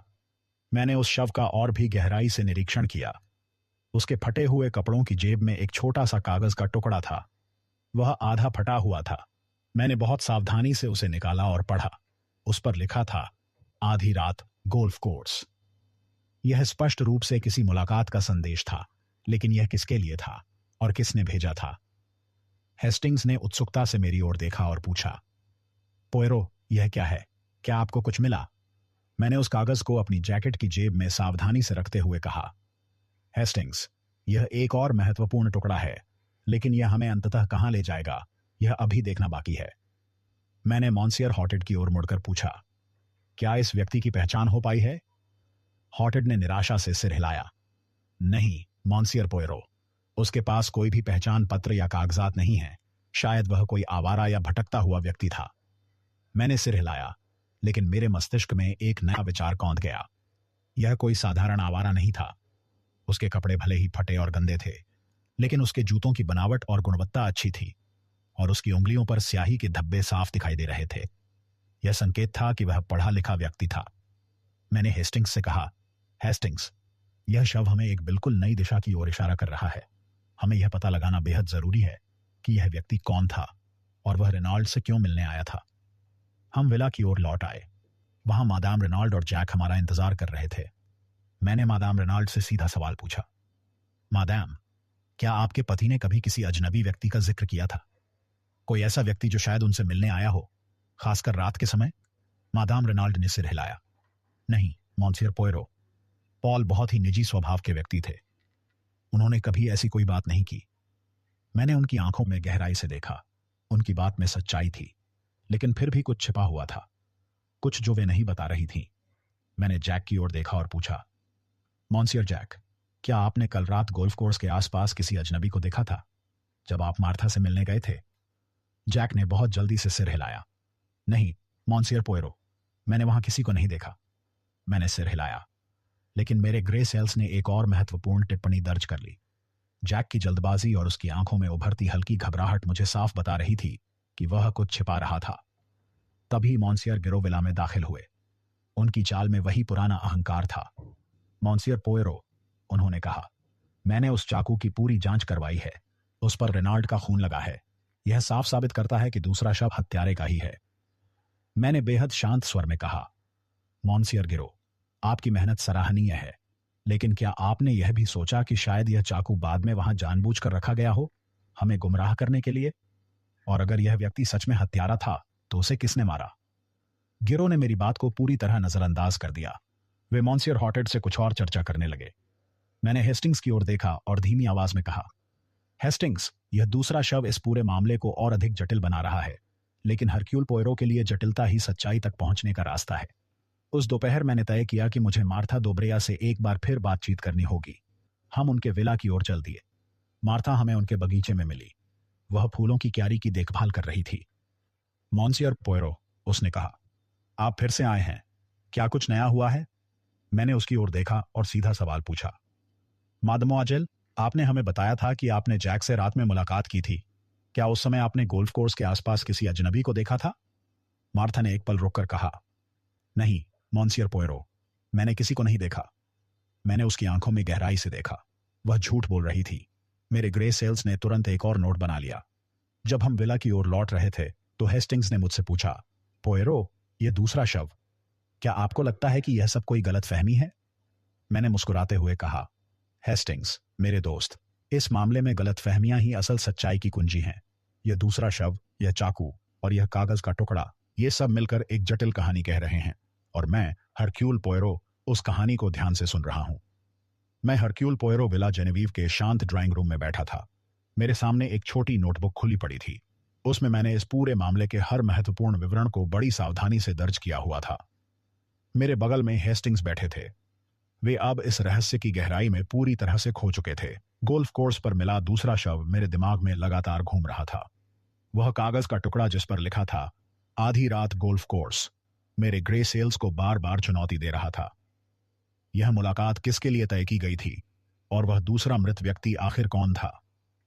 हेस्टिंग्स, मैंने कहा, इस मामले में हर नया सुराग हमें एक अलग दिशा दिखा रहा है, लेकिन मुझे विश्वास है कि एक और महत्वपूर्ण टुकड़ा है जो अभी तक हमारे सामने प्रकट नहीं हुआ है। हेस्टिंग्स ने उत्सुकता भरी नजरों से मेरी ओर देखा। पोयरो, आप किस बारे में बात कर रहे हैं? क्या आपको कोई नया सुराग मिल गया है? मैंने रहस्यमय मुस्कान के साथ कहा, हेस्टिंग्स, मेरे दोस्त, सुराग मेरे मस्तिष्क में है, लेकिन मुझे एक बात पर पूरा यकीन है, इस हत्या में किसी महिला का हाथ जरूर है, और मुझे उस महिला को खोजना होगा।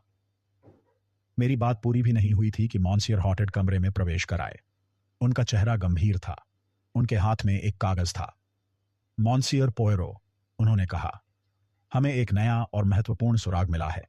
एक स्थानीय मजदूर ने हमें बताया है कि उसने हत्या वाली रात गोल्फ कोर्स के पास एक महिला को देखा था। वह अकेली थी और बड़ी जल्दबाजी में चल रही थी। मेरे ग्रे सेल्स तुरंत सक्रिय हो गए। मॉन्सियर हॉटेड, मैंने तुरंत पूछा, क्या उस मजदूर ने उस महिला के बारे में कोई विवरण दिया? उसका चेहरा, कपड़े या कुछ और? हॉटेड ने सिर हिलाया। वह कहता है कि चारों ओर अंधेरा था। वह केवल इतना देख पाया कि महिला ने एक लंबा कोट पहना हुआ था। उसके सिर पर एक स्कार्फ था।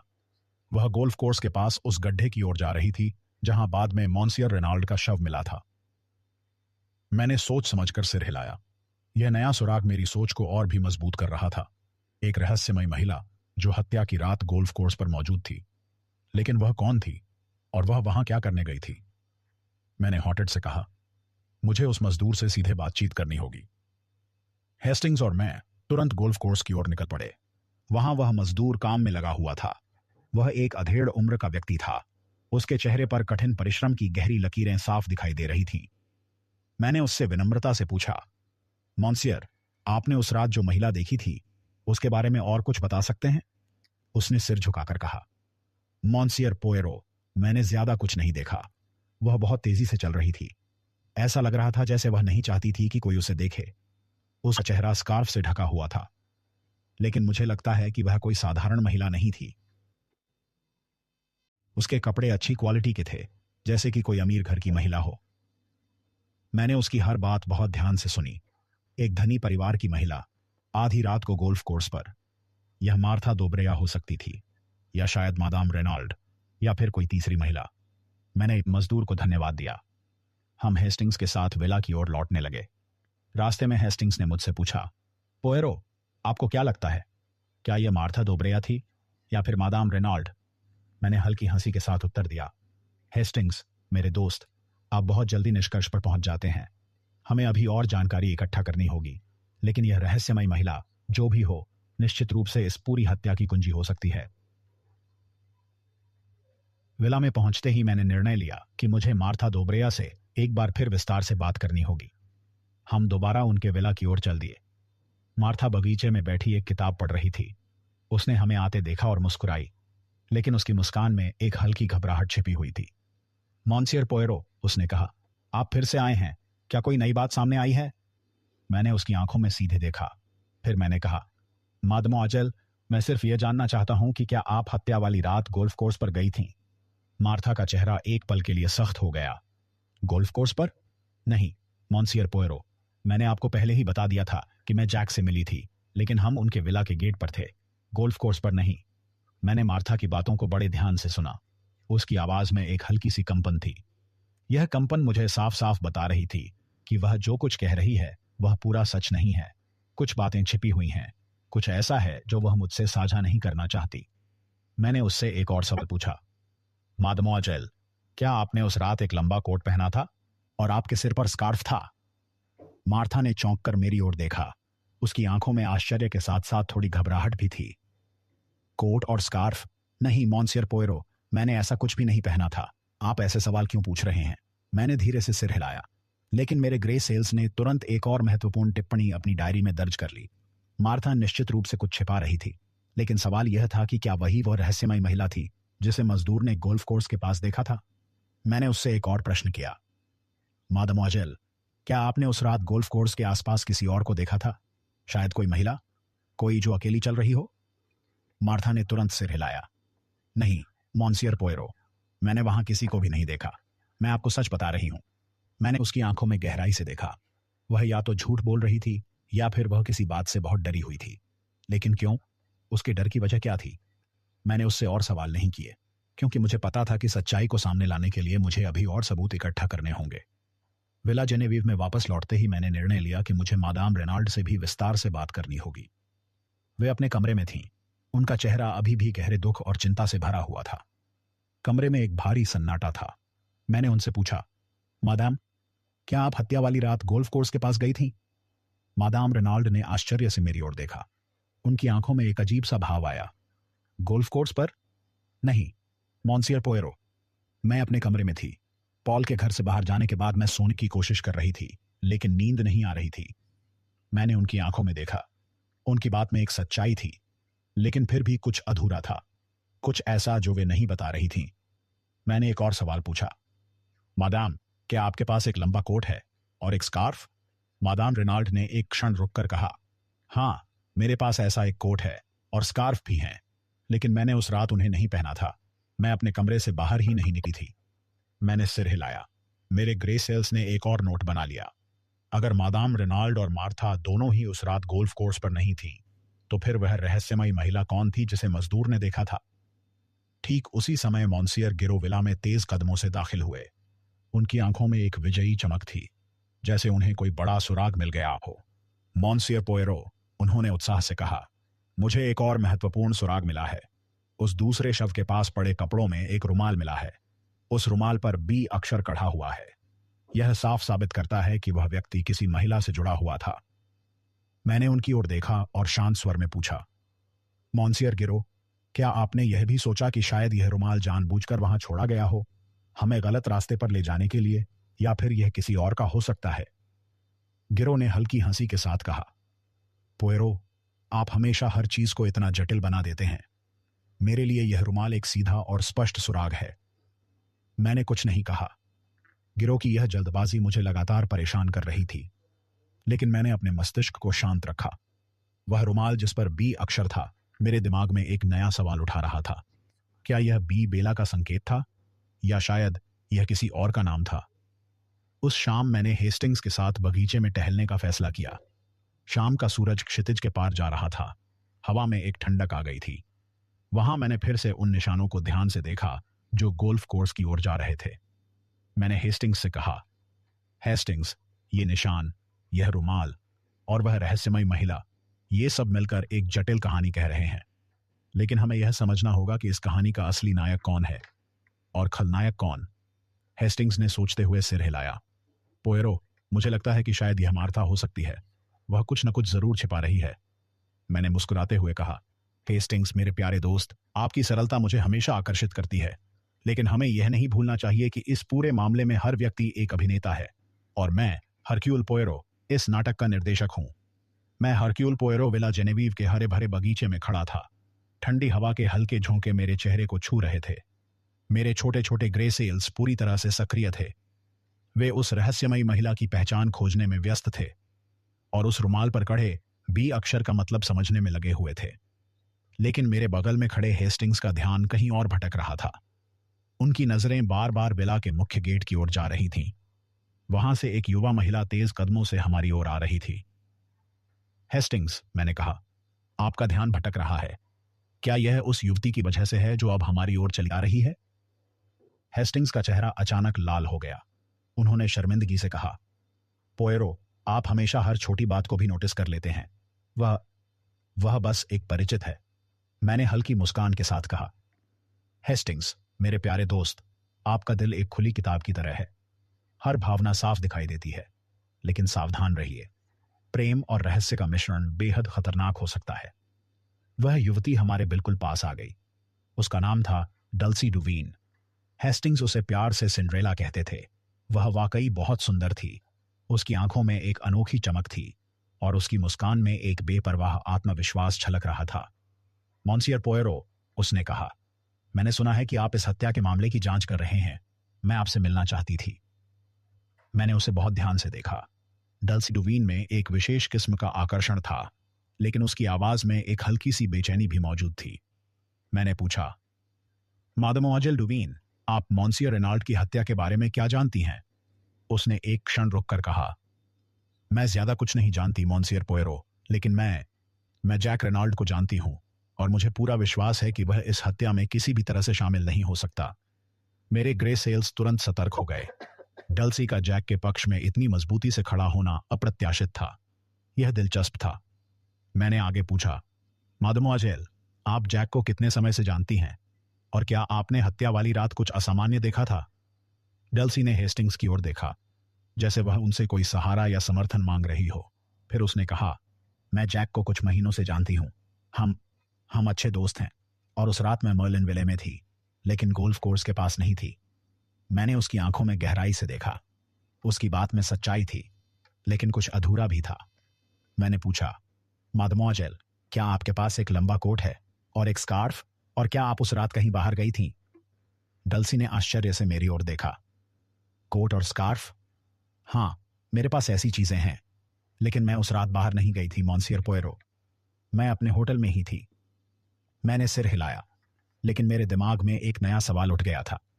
डल्सी डुवीन, जिसे हेस्टिंग्स प्यार से सिंड्रेला कहते थे, वह इस पूरे मामले में कैसे फिट बैठती थी? और क्या वही वह रहस्यमयी महिला थी जिसे मजदूर ने गोल्फ कोर्स पर देखा था? हेस्टिंग्स ने मेरी ओर देखा। उन्होंने धीमी आवाज में कहा, पोयरो, आपको नहीं लगता कि डल्सी सच बोल रही है? मैंने हल्की हंसी के साथ कहा, हेस्टिंग्स, मेरे दोस्त, आपका दिल आपकी आंखों को अंधा कर रहा है।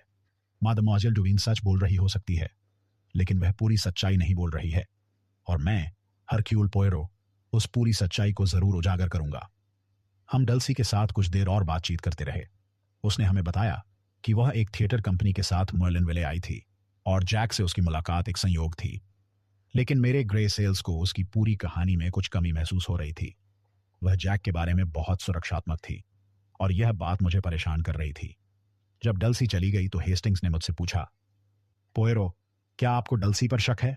मुझे तो लगता है कि वह पूरी तरह से बेकसूर है। मैंने मुस्कुराते हुए कहा, हेस्टिंग्स, जब प्रेम की बात आती है तो आप हमेशा बेकसूरों के पक्ष में खड़े हो जाते हैं, लेकिन इस मामले में हर एक व्यक्ति संदिग्ध है जब तक कि हरक्यूल पोयरो पूरी सच्चाई तक नहीं पहुंच जाता। उस दोपहर मैंने तय किया कि मुझे मॉन्सियर गिरो से फिर से बात करनी होगी। वे गोल्फ कोर्स पर अपने सहायकों के साथ कुछ निशानों की जांच कर रहे थे। धूप तेज थी और हवा में मिट्टी की गंध थी। मैंने उनसे पूछा, मॉन्सियर गिरो, क्या आपने उस रहस्यमयी महिला के बारे में कुछ और पता लगाया है? गिरो ने हल्की हंसी के साथ कहा, पोयरो, आप उस महिला के पीछे क्यों इतने पड़े हुए हैं? मेरे लिए तो यह रुमाल और वह चाकू ही असली सुराग हैं। मैंने उस रुमाल की जांच करवाई है। यह किसी धनी परिवार की महिला का है, शायद मादाम रेनाल्ड का। मैंने उनकी ओर देखा और कहा, मॉन्सियर गिरो, आपकी मेहनत सराहनीय है, लेकिन क्या आपने यह भी सोचा कि शायद यह रुमाल जानबूझकर वहां छोड़ा गया हो? और अगर वह मादाम रेनाल्ड का है तो वे गोल्फ कोर्स पर क्यों गई थी? गिरो ने मेरी बात को फिर से नजरअंदाज कर दिया। वे अपने काम में लग गए। मैंने हेस्टिंग्स की ओर देखा और धीमी आवाज में कहा, हेस्टिंग्स, मॉन्सियर गिरो की जल्दबाजी हमें गलत रास्ते पर ले जा सकती है, लेकिन मैं, पोयरो, सही रास्ता खोज लूंगा। उस शाम मैंने हेस्टिंग्स के साथ मोलिन विले के एक छोटे से कैफे में जाने का निर्णय लिया। डल्सी ने बताया था कि वह अक्सर वहां समय बिताती थी। कैफे के अंदर का माहौल गर्मजोशी से भरा हुआ था। हल्का संगीत बज रहा था। लोगों की बातचीत की आवाजें गूंज रही थीं। हमने एक शांत कोने की मेज चुनी। मैंने हेस्टिंग्स से कहा, हेस्टिंग्स, यहां हमें कुछ नया पता चल सकता है। डल्सी डुवीन इस पूरे मामले में एक महत्वपूर्ण कड़ी हो सकती है। तभी मेरी नजर कैफे के दूसरे कोने में पड़ी। वहां डल्सी बैठी थी। उसके साथ एक और युवती थी। वह थी बेला डुवीन, डल्सी की बहन। मैंने हेस्टिंग्स से कहा, हेस्टिंग्स, वह देखिए, डल्सी की बहन वहां बैठी है। और क्या आपने गौर किया? उनके पास एक रुमाल है, उस पर बी अक्षर गढ़ा हुआ है। हेस्टिंग्स ने आश्चर्य से मेरी ओर देखा। पोयरो, क्या आपको लगता है कि यह वही रुमाल है जो शव के पास मिला था? मैंने मुस्कुराते हुए कहा, हेस्टिंग्स, यह वही रुमाल हो सकता है, या फिर यह एक और भटकाव हो सकता है, लेकिन हमें इसकी जांच करनी होगी। मैंने डल्सी और बेला की ओर बढ़ने का फैसला किया। मेरे कदम धीरे धीरे लेकिन निश्चित थे। मादमोआजेल डुवीन, मैंने विनम्रता से कहा, और यह आपकी बहन है ना? डल्सी ने मुस्कुराते हुए कहा, हाँ, मॉन्सियर पोयरो, यह मेरी बहन बेला है। मैंने बेला को ध्यान से देखा। वह डल्सी से थोड़ी अलग थी। उसकी आंखों में एक गंभीरता थी, एक गहराई थी, जैसे कि वह कुछ बहुत महत्वपूर्ण छिपा रही हो। मैंने बेला से सीधा सवाल पूछा, मादमोआजेल बेला, क्या आप जैक रेनाल्ड को जानती हैं? उनसे आपका क्या रिश्ता है? बेला ने एक पल के लिए रुककर सोचा। उसकी आंखों में एक हिचकिचाहट थी। फिर उसने धीरे से कहा, हाँ, मैं उसे जानती हूं, लेकिन मैंने उसे काफी समय से नहीं देखा है। हम बस परिचित हैं। मेरे ग्रे सेल्स ने तुरंत एक और महत्वपूर्ण टिप्पणी दर्ज कर ली। बेला डुवीन का नाम उस रुमाल से जुड़ा हो सकता था, लेकिन बड़ा सवाल यह था कि क्या वही वह रहस्यमयी महिला थी जिसे गोल्फ कोर्स पर देखा गया था, या फिर यह सब कुछ एक बड़ी गलतफहमी थी? जब हम कैफे से वापस लौट रहे थे तो हेस्टिंग्स ने मुझसे सवाल किया, पोयरो, आपको क्या लगता है, क्या बेला इस पूरे मामले में किसी तरह से शामिल है? मैंने हल्की मुस्कान के साथ कहा, हेस्टिंग्स, मेरे प्यारे दोस्त, इस मामले में हर एक व्यक्ति किसी न किसी तरह से शामिल है। जब तक हरक्यूल पोयरो पूरी सच्चाई को उजागर नहीं कर देता, तब तक सब संदिग्ध हैं। लेकिन यह डल्सी और बेला डुवीन, ये दोनों बहनें इस कहानी का एक बहुत महत्वपूर्ण हिस्सा हैं, और मैं, पोयरो, उस हिस्से को पूरी तरह से समझ कर रहूंगा। मैं हरक्यूल पोयरो विला जेनेवीव के उस अध्ययन कक्ष में बैठा था जहां चारों ओर किताबों की खुशबू फैली हुई थी। पॉल रेनाल्ड की डायरी मेरे सामने खुली पड़ी थी। उसके पन्नों पर लिखी पंक्तियां मेरे मस्तिष्क में बार बार घूम रही थीं। मेरे छोटे छोटे ग्रे सेल्स उस रहस्यमयी बी अक्षर वाले रुमाल और बेला डुवीन के बारे में लगातार सोच रहे थे, लेकिन मेरा ध्यान बार बार उस डायरी में लिखे एक खास नाम पर जा रहा था, मादाम दोब्रेया। यह नाम इस पूरे मामले की गुत्थी सुलझाने की सबसे महत्वपूर्ण कुंजी हो सकता था। मेरे बगल में हेस्टिंग्स बैठे हुए थे। वे अभी भी डल्सी डुवीन, या जैसा कि वे उसे प्यार से बुलाते थे, सिंड्रेला, के ख्यालों में पूरी तरह खोए हुए थे। उनकी आंखों में एक सपनीली चमक थी। हेस्टिंग्स, मैंने कहा, आपका दिल फिर से भटक रहा है, लेकिन हमें अपने दिमाग को केंद्रित रखना होगा। पॉल रेनाल्ड का अतीत ही इस हत्या का असली जवाब हो सकता है। हेस्टिंग्स ने सिर हिलाया, लेकिन उनकी आंखों में अभी भी वही सपनीली चमक मौजूद थी। पोयरो, आपको क्या लगता है, क्या डल्सी और बेला इस पूरे मामले में शामिल हैं? मैंने मुस्कुराते हुए उत्तर दिया, हेस्टिंग्स, मेरे प्यारे मित्र, आपका दिल आपको भटका रहा है, लेकिन हाँ, डल्सी और बेला निश्चित रूप से इस कहानी का हिस्सा हैं। और आज हमें यह पता लगाना है कि पॉल रेनाल्ड का अतीत इस पूरी कहानी में कहाँ और कैसे फिट बैठता है। मैंने डायरी को फिर से खोला, उसके पन्नों को ध्यान से पलटा। पॉल रेनाल्ड ने दक्षिण अमेरिका में व्यापार करके अपनी विशाल संपत्ति बनाई थी, यह तो सबको पता था। लेकिन डायरी में कुछ बेहद असामान्य और रहस्यमय संकेत भी थे। एक पृष्ठ पर लिखा हुआ था, उसने मुझे फिर से खोज निकाला है। मुझे गहरा डर है कि वह सब कुछ बर्बाद कर देगी, मेरा पूरा जीवन, मेरा परिवार, सब कुछ। यह मेरे लिए वैकल्पिक कौन थी, और क्या यह मादाम दोब्रेया थी या फिर कोई और? मैंने हेस्टिंग्स से कहा, हेस्टिंग्स, मुझे मादाम दोब्रेया से एक बार फिर विस्तार से बात करनी होगी। वह निश्चित रूप से कुछ बहुत महत्वपूर्ण बातें जानती हैं, और मुझे पूरा यकीन है कि यह सब पॉल रेनाल्ड के अतीत से गहराई से जुड़ा हुआ है। हम दोनों दोब्रेया विला की ओर चल दिए। रास्ते में शाम की ठंडी हवा चल रही थी। समुद्र से आती नमकीन हवा की खुशबू हमारे चारों ओर फैली हुई थी। मादाम दोब्रेया हमें उनके विला के ड्राइंग रूम में मिली। उनकी आंखें अभी भी उतनी ही तेज और सतर्क थीं, लेकिन इस बार उनमें एक हल्की सी चिंता भी दिखाई दे रही थी। मॉन्सियर पोयरो, उन्होंने कहा, आप फिर से आए हैं, क्या आपने हत्यारे को पकड़ लिया? मैंने शांत और नियंत्रित स्वर में कहा, मैडम, हरक्यूल पोयरो सच्चाई के बहुत करीब पहुंच रहा है, लेकिन मुझे आपकी सहायता की आवश्यकता है। आप पॉल रेनाल्ड को कितने लंबे समय से जानती थीं, और क्या आप उनके अतीत के बारे में कुछ विवरण बता सकती हैं? मादाम दोब्रेया ने एक पल रुककर कहा, मैंने आपको पहले ही बताया था मॉन्सियर पोयरो कि हम पड़ोसी थे। मैं उनके अतीत के बारे में ज्यादा कुछ नहीं जानती। मैंने उनकी आंखों में गहराई से देखा। उनकी बात में एक सावधानी थी। ऐसा लग रहा था जैसे वे हर शब्द को बहुत सोच समझकर चुन रही हों। मैंने सीधा सवाल किया, मैडम, क्या आपने कभी पॉल रेनाल्ड को किसी खतरे की बात करते सुना? शायद कोई पुराना दुश्मन या कोई पुरानी बात जो उन्हें परेशान कर रही हो? मादाम दोब्रेया के चेहरे पर एक क्षण के लिए घबराहट उभर आई, लेकिन उन्होंने तुरंत ही खुद को संभाल लिया। नहीं मॉन्सियर पोयरो, पॉल बहुत ही निजी स्वभाव के व्यक्ति थे। उन्होंने कभी ऐसी बातें नहीं की। मैंने सिर हिलाया, लेकिन मेरे ग्रे सेल्स ने एक और महत्वपूर्ण नोट बना लिया। मादाम दोब्रेया निश्चित रूप से कुछ छिपा रही थीं, और वह कुछ पॉल रेनाल्ड के अतीत से जुड़ा हुआ था। मैंने एक और सवाल पूछा, मादाम, क्या आप हत्या वाली रात गोल्फ कोर्स के पास गई थीं, या फिर क्या आपने वहां किसी महिला को देखा था? उन्होंने तुरंत सिर हिलाया। नहीं मॉन्सियर पोयरो, मैं अपने विला में ही थी, मैं कहीं बाहर नहीं गई थी। मैंने उनकी बात को ध्यान से नोट किया, लेकिन मेरे मस्तिष्क में एक नया सवाल उठा। अगर मादाम दोब्रेया वह रहस्यमयी महिला नहीं थी, तो फिर वह कौन थी, और क्या उसका पॉल रेनाल्ड के अतीत से कोई गहरा संबंध था? जब हम विला जेनेविव की ओर वापस लौट रहे थे, तो हेस्टिंग्स ने मुझसे पूछा, पोयरो, आपको क्या लगता है, क्या मादाम दोब्रेया झूठ बोल रही हैं? मैंने मुस्कुराते हुए कहा, हेस्टिंग्स मेरे दोस्त, इस मामले में हर कोई कुछ न कुछ छिपा रहा है, लेकिन मादाम दोब्रेया का झूठ शायद सच्चाई की ओर एक कदम हो सकता है। उस दोपहर मॉन्सियर हॉटेड मेरे पास आए। उनके हाथ में एक पुराना पीला पड़ चुका पत्र था। उनका चेहरा गंभीर था। मॉन्सियर पोयरो, उन्होंने कहा, हमें पॉल रेनाल्ड के अध्ययन कक्ष में यह पत्र मिला है। यह कई वर्षों पुराना है, और इसमें कुछ ऐसा लिखा है जो आपको बेहद दिलचस्प लग सकता है। मैंने वह पत्र लिया। उसका कागज समय के साथ पीला पड़ गया था। मैंने उसे खोला और पढ़ना शुरू किया। यह पत्र दक्षिण अमेरिका से भेजा गया था। उसमें लिखा था, पॉल, तुम कहीं भी भाग नहीं सकते। मैं तुम्हें ढूंढ लूंगी, चाहे कितना भी समय लग जाए, और तुम्हें अपने किए की पूरी सजा मिलेगी। पत्र पर कोई हस्ताक्षर नहीं था, लेकिन उसकी भाषा में एक गहरी नफरत और प्रतिशोध की भावना साफ दिखाई दे रही थी। मैंने हॉटेड से पूछा, मॉन्सियर, क्या आपको इस पत्र की लिखावट के बारे में कोई जानकारी है? उन्होंने सिर हिलाया। हम इसकी जांच कर रहे हैं मॉन्सियर पोयरो, लेकिन यह पत्र लगभग 20 साल पुराना लगता है।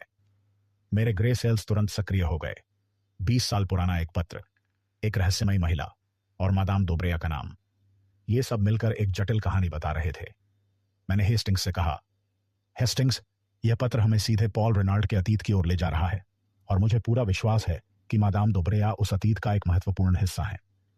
उस शाम मैंने मॉन्सियर गिरो से फिर से मुलाकात की। वे अभी भी उस रुमाल और चाकू के पीछे लगे हुए थे। उनकी जल्दबाजी अभी भी बरकरार थी। मॉन्सियर पोयरो, उन्होंने कहा, मैंने उस रुमाल की पूरी जांच की है। यह बेला डुवीन का हो सकता है। मुझे लगता है कि वह उस दूसरे शव से जुड़ी हुई है। मैंने उनकी ओर देखा, और शांत स्वर में कहा, मोंसियर गिरो, आपकी मेहनत निश्चित रूप से सराहनीय है, लेकिन क्या आपने यह भी सोचा कि शायद यह रुमाल जानबूझकर वहां छोड़ा गया हो? और अगर बेला डुवीन इसमें शामिल है तो वह उस रहस्यमयी महिला से कैसे जुड़ती है? गिरो ने हल्की हंसी के साथ कहा, पोयरो, आप हमेशा सब कुछ बहुत जटिल बना देते हैं। मेरे लिए तो यह बात बिल्कुल साफ है। बेला डुवीन उस मृत व्यक्ति को जानती थी और शायद उसने ही उसे मारा है। मैंने कुछ नहीं कहा। गिरो की यह जल्दबाजी मुझे लगातार परेशान कर रही थी, लेकिन मैंने अपने मस्तिष्क को शांत रखा। मैंने निर्णय लिया कि मुझे बेला डुवीन से एक बार फिर विस्तार से बात करनी होगी।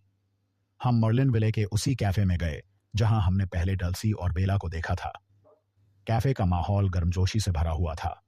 लोगों की बातचीत और कप प्लेटों की हल्की खनक सुनाई दे रही थी। बेला वहां एक कोने की मेज पर अकेली बैठी थी। वह एक किताब पढ़ रही थी। मैंने उससे पूछा, मादमोजल बेला, क्या आप उस रुमाल के बारे में कुछ बता सकती हैं जिस पर बी अक्षर कढ़ा हुआ है? बेला ने आश्चर्य से मेरी ओर देखा। रुमाल? मोंसियर पोयरो, मेरे पास कई रुमाल हैं, लेकिन मैंने कोई रुमाल गोल्फ कोर्स पर नहीं छोड़ा है। मैंने उसकी आंखों में देखा। उसकी बात में एक सच्चाई थी, लेकिन कुछ अधूरा भी था।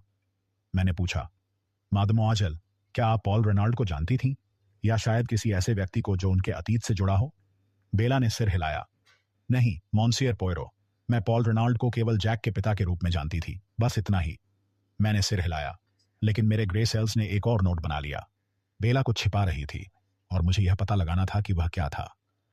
जब हम विला की ओर लौट रहे थे तो हेस्टिंग्स ने मुझसे पूछा, पोयरो, आपको क्या लगता है, क्या मादाम दोब्रेया और बेला ये दोनों इस अतीत से जुड़ी हुई हैं?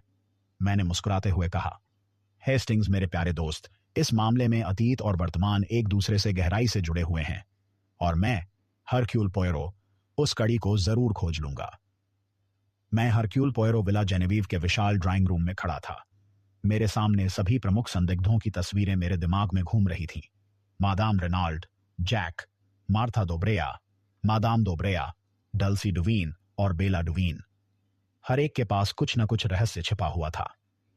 मेरे छोटे छोटे ग्रे सेल्स अब तक इकट्ठा की गई सारी जानकारी को एक साथ जोड़ने की कोशिश कर रहे थे। पॉल रेनाल्ड की डायरी, वह पुराना खतरनाक पत्र, बी अक्षर वाला रुमाल और वह रहस्यमयी महिला जो गोल्फ कोर्स पर देखी गई थी। लेकिन यह पहेली अभी भी पूरी नहीं हुई थी। मुझे एक जाल बिछाना था, एक ऐसा जाल जो हत्यारे को सामने ला सके। हेस्टिंग्स, मैंने अपने विश्वसनीय मित्र की ओर देखते हुए कहा, जो एक सोफे पर बैठे थे, आज रात हम एक नाटक खेलने वाले हैं, और इस नाटक में मैं, हरक्यूल पोयरो, निर्देशक हूं। हेस्टिंग्स ने उत्सुकता भरी नजरों से मेरी ओर देखा। पोयरो, आपका मतलब क्या है? क्या आप कोई विशेष योजना बना रहे हैं? मैंने रहस्यमय मुस्कान के साथ कहा। हेस्टिंग्स, मेरे प्यारे दोस्त, सच्चाई को उजागर करने के लिए कभी कभी हमें एक चतुर जाल बिछाना पड़ता है। आज रात हम विला में सभी संदिग्धों को इकट्ठा करेंगे, और मैं कुछ ऐसा कहूंगा जो हत्यारे को भीतर से घबरा देगा। हेस्टिंग्स की आंखें उत्साह से चमक उठीं। पोयरो, यह तो बहुत रोमांचक लग रहा है, लेकिन आपको क्या लगता है, हत्यारा वास्तव में कौन है? मैंने हल्की हंसी के साथ कहा, हेस्टिंग्स, धैर्य रखिए। हरक्यूल पोयरो तब तक कोई निष्कर्ष नहीं निकालता जब तक कि सारे सबूत स्पष्ट रूप से सामने ना आ जाएं। लेकिन आज रात हम उस अंतिम सच्चाई के बेहद करीब पहुंच जाएंगे। मैंने मॉन्सियर हॉटेट को बुलाया। उनसे विनम्रता से अनुरोध किया कि वे Madame Renauld, Jack, Marthe Daubreuil, Madame Daubreuil, Dulcie Duveen और बेला डुवीन को उस शाम विला जेनेविव में इकट्ठा करें। मैंने यह भी सुनिश्चित किया कि मॉन्सियर गिरो भी वहां उपस्थित रहें, क्योंकि मुझे पता था कि मेरी योजना उनकी जल्दबाजी को भी परखेगी। शाम होते होते विला का विशाल ड्राइंग रूम एक अजीब किस्म की तनावपूर्ण शांति से भर गया। मोमबत्तियों की हल्की रोशनी कमरे को एक रहस्यमय माहौल दे रही थी। खिड़कियों के बाहर से समुद्र की लहरों की आवाज सुनाई दे रही थी। मादाम रेनाल्ड एक मखमली सोफे पर बैठी हुई थीं। उनका चेहरा गहरे दुख और चिंता से भरा हुआ था। उनकी आंखों के नीचे काले घेरे बन गए थे। जैक उनके ठीक बगल में खड़ा था। उसकी आंखों में गुस्सा और बेचैनी साफ दिखाई दे रही थी। उसकी मुट्ठियां कसी हुई थीं। मार्था दोब्रेया और मादाम दोब्रेया कमरे के एक कोने में बैठी हुई थीं। उनकी निगाहें बार बार एक दूसरे की ओर जा रही थीं, जैसे वे मौन भाषा में कुछ बात कर रही हों। डल्सी और बेला डुवीन एक साथ बैठी थीं। डल्सी के चेहरे पर वही पुरानी बेपरवाह मुस्कान थी, लेकिन बेला की आंखों में एक गंभीरता और चिंता दिखाई दे रही थी। मॉन्सियर गिरो कमरे के एक कोने में खड़े थे। उनकी तेज निगाहें हर किसी पर नजर रख रही थीं। उनके चेहरे पर एक आत्मविश्वास भरा भाव था। कमरे में सन्नाटा था, एक ऐसा सन्नाटा जो तूफान से पहले आता है। सभी की सांसें मानो रुकी हुई थीं। हर कोई अगले पल का इंतजार कर रहा था। मैं धीरे धीरे खड़ा हुआ। मेरी निगाहें कमरे में मौजूद हर एक व्यक्ति पर घूमी। फिर मैंने गंभीर आवाज में कहा, मॉन्सियर्स और मादाम, आप सभी को यहां इकट्ठा करने का कारण बहुत महत्वपूर्ण है। पॉल रेनॉल्ड की भयानक हत्या और उसके बाद उस दूसरे शव की खोज ने इस पूरे मामले को और अधिक जटिल और रहस्यमय बना दिया है। लेकिन मैं, हरक्यूल पोयरो, अब सच्चाई के बहुत करीब पहुंच चुका हूं। मैंने एक पल के लिए रुककर सभी के चेहरों को बहुत ध्यान से देखा। हर कोई मेरी बात को पूरे ध्यान से सुन रहा था। कमरे में सन्नाटा था। केवल दीवार की घड़ी की टिक टिक की आवाज सुनाई दे रही थी। मैंने गौर किया कि मार्था दोब्रेया की उंगलियां हल्के से कांप रही थीं। उनके हाथ उनकी गोद में बेचैनी से मुड़े हुए थे। मैंने आगे कहा, मुझे एक बेहद महत्वपूर्ण सुराग मिला है। हत्या वाली रात गोल्फ कोर्स पर एक महिला देखी गई थी और मेरे पास यह विश्वास करने के पुख्ता कारण है कि वह महिला इस समय इसी कमरे में हमारे बीच मौजूद है। कमरे में एक भारी सन्नाटा छा गया। यह सन्नाटा इतना गहरा था कि हर किसी की सांस की आवाज भी सुनाई देने लगी। मादाम रेनाल्ड ने धीरे से अपना सिर उठाया। उनकी आंखों में आश्चर्य और भय दोनों थे। जैक ने तुरंत अपनी मां की ओर देखा। उसके चेहरे पर चिंता के भाव उभर आए। मार्था दोब्रेया ने अपनी मां मादाम दोब्रेया की ओर देखा। डल्सी और बेला ने एक दूसरे की ओर देखा। बेला की उंगलियां बेचैनी से उसके रुमाल के साथ खेल रही थीं। मैंने धीरे से अपनी जैकेट की जेब से वह कागज का टुकड़ा निकाला जो दूसरे शव के पास मिला था। मैंने उसे ऊपर उठाया ताकि सब देख सकें। यह कागज, मैंने कहा, इस पर लिखा है, आधी रात, गोल्फ कोर्स। यह स्पष्ट रूप से किसी मुलाकात का संदेश था और मुझे पूरा विश्वास है कि यह मुलाकात पॉल रेनॉल्ड और उस रहस्यमयी महिला के बीच तय की गई थी। मैंने फिर से सभी के चेहरों को बारीकी से देखा। मादाम दोब्रेया का चेहरा पत्थर की तरह सख्त हो गया था। उनके होंठ कसकर बंद हो गए थे। बेला डुवीन की सांसें तेज हो रही थीं। उसकी छाती तेजी से ऊपर नीचे हो रही थी। मैंने आगे कहा, और वह रुमाल जिस पर बी अक्षर कड़ा हुआ है, वह भी इस पूरी कहानी का एक अहम हिस्सा है। यह रुमाल मुझे उस व्यक्ति तक ले जाएगा जो इस हत्या के पीछे है। अचानक बेला डुवीन अपनी जगह से खड़ी हो गई। उसकी आवाज में एक स्पष्ट कंपन था। मॉन्सियर पोयरो, आप गलत समझ रहे हैं। वह रुमाल शायद मेरा हो सकता है, लेकिन मैं आपको विश्वास दिलाती हूं कि मैंने उसे गोल्फ कोर्स पर नहीं छोड़ा। मैं उस रात वहां गई ही नहीं थी। मैंने उसकी ओर शांत निगाहों से देखा, फिर बेहद नियंत्रित स्वर में कहा, मादमोआजेल बेला, मैंने यह नहीं कहा कि वह रुमाल आपका है, लेकिन आपकी यह तुरंत प्रतिक्रिया मुझे साफ बता रही है कि आप इस बारे में कुछ जरूर जानती हैं। क्या आप मुझे बताएंगी कि वह क्या है? बेला ने अपना सिर नीचे झुका लिया। वह चुप हो गई। डल्सी ने तुरंत उसका हाथ पकड़ा। उसने कहा, मॉन्सियर पोयरो, मेरी बहन पूरी तरह से बेकसूर है। वह इस हत्या में किसी भी तरह से शामिल नहीं हो सकती। मैंने सिर हिलाया, लेकिन मेरे ग्रे सेल्स ने एक और महत्वपूर्ण नोट दर्ज कर लिया। बेला की घबराहट और डल्सी की उसके लिए सुरक्षात्मकता कुछ महत्वपूर्ण संकेत दे रही थी। लेकिन क्या? मॉन्सियर गिरो, जो अब तक चुपचाप खड़े थे, अचानक आगे बढ़े। मॉन्सियर पोयरो, उन्होंने कहा, आपके इस नाटक से कुछ भी साबित नहीं होता। मेरे पास ठोस सबूत हैं कि वह दूसरा शव एक आवारा का था और यह रुमाल बेला डुवीन का है। यह बिल्कुल स्पष्ट है कि वह हत्यारे से किसी तरह जुड़ी हुई थी। मैंने उनकी ओर देखा, फिर शांत लेकिन दृढ़ स्वर में कहा, मॉन्सियर गिरो, आपकी मेहनत निश्चित रूप से सराहनीय है, लेकिन आपकी जल्दबाजी अधूरी है। यह हो सकता है कि यह हमें गलत दिशा में ले जाए। और वह दूसरा शव, वह कोई साधारण आवारा बिल्कुल नहीं था। उसके जूतों की बनावट और उसकी उंगलियों पर स्याही के स्पष्ट निशान यह बता रहे हैं कि वह एक पढ़ा लिखा व्यक्ति था। गिरो ने हल्की हंसी के साथ कहा, पोयरो, आप हर चीज को बहुत जटिल बना देते हैं। मेरे लिए तो सबूत ही सच्चाई है। मैंने कुछ नहीं कहा। गिरो की ये बातें मुझे परेशान कर रही थीं, लेकिन मेरा जाल बखूबी काम कर रहा था। मैंने देखा कि मार्था दोब्रेया की उंगलियां अब और तेजी से कांप रही थीं। उसके माथे पर पसीने की बूंदें उभर आई थीं। मैंने उसकी ओर देखा, फिर पूछा, मादमोआजेल मार्था, क्या आप कुछ कहना चाहती हैं? कुछ ऐसा जो आपने अब तक छिपाया है? मार्था ने तुरंत अपना सिर हिलाया। नहीं, मॉन्सियर पोयरो, मैं कुछ नहीं जानती। मैंने सिर हिलाया, लेकिन मेरे ग्रे सेल्स ने एक और महत्वपूर्ण टिप्पणी दर्ज कर ली। मार्था की घबराहट और बेला की चुप्पी, ये दोनों चीजें इस पूरे मामले की कुंजी हो सकती थीं। जब सभा समाप्त हुई तो हेस्टिंग्स ने मुझसे उत्सुकता से पूछा, पोयरो, क्या आपका जाल काम कर गया? क्या आपको कुछ महत्वपूर्ण पता चला? मैंने रहस्यमय मुस्कान के साथ कहा, हेस्टिंग्स, मेरे प्यारे दोस्त, जाल हमेशा काम करता है। आज रात मैंने कुछ चेहरों पर सच्चाई की छाया देखी है, और मैं, हरक्यूल पोयरो, उस पूरी सच्चाई को जल्द ही उजागर कर दूंगा। उस रात मैंने अपनी नोटबुक में हर एक प्रतिक्रिया को बहुत सावधानी से दर्ज किया। मादाम रेनाल्ड की चुप्पी, जैक की बेचैनी, मार्था की घबराहट, मादाम दोब्रेया की सावधानी और बेला की हिचकिचाहट, ये सब मेरी जटिल पहेली के अलग अलग टुकड़े थे, और अब मुझे बस इन सभी टुकड़ों को सही जगह पर रखना था। मैं हरक्यूल पोयरो एक बार फिर विला जेनेवीव के उसी भव्य ड्राइंग रूम में खड़ा था। बाहर समुद्र की लहरों की आवाज आ रही थी, हवा में नमक की गंध थी। कमरे में मौजूद सभी संदिग्ध मेरे सामने थे। हवा में तनाव की एक मोटी परत फैली हुई थी। ऐसा लग रहा था जैसे हर कोई जानता है कि यह वह निर्णायक क्षण है जब अंतिम सच्चाई सामने आएगी। मेरे बगल में हेस्टिंग्स खड़े थे। उनकी आंखें उत्सुकता और बेचैनी से चमक रही थीं। मेरे छोटे छोटे ग्रे सेल्स ने इस पूरे मामले के हर टुकड़े को आखिरकार एक साथ जोड़ दिया था।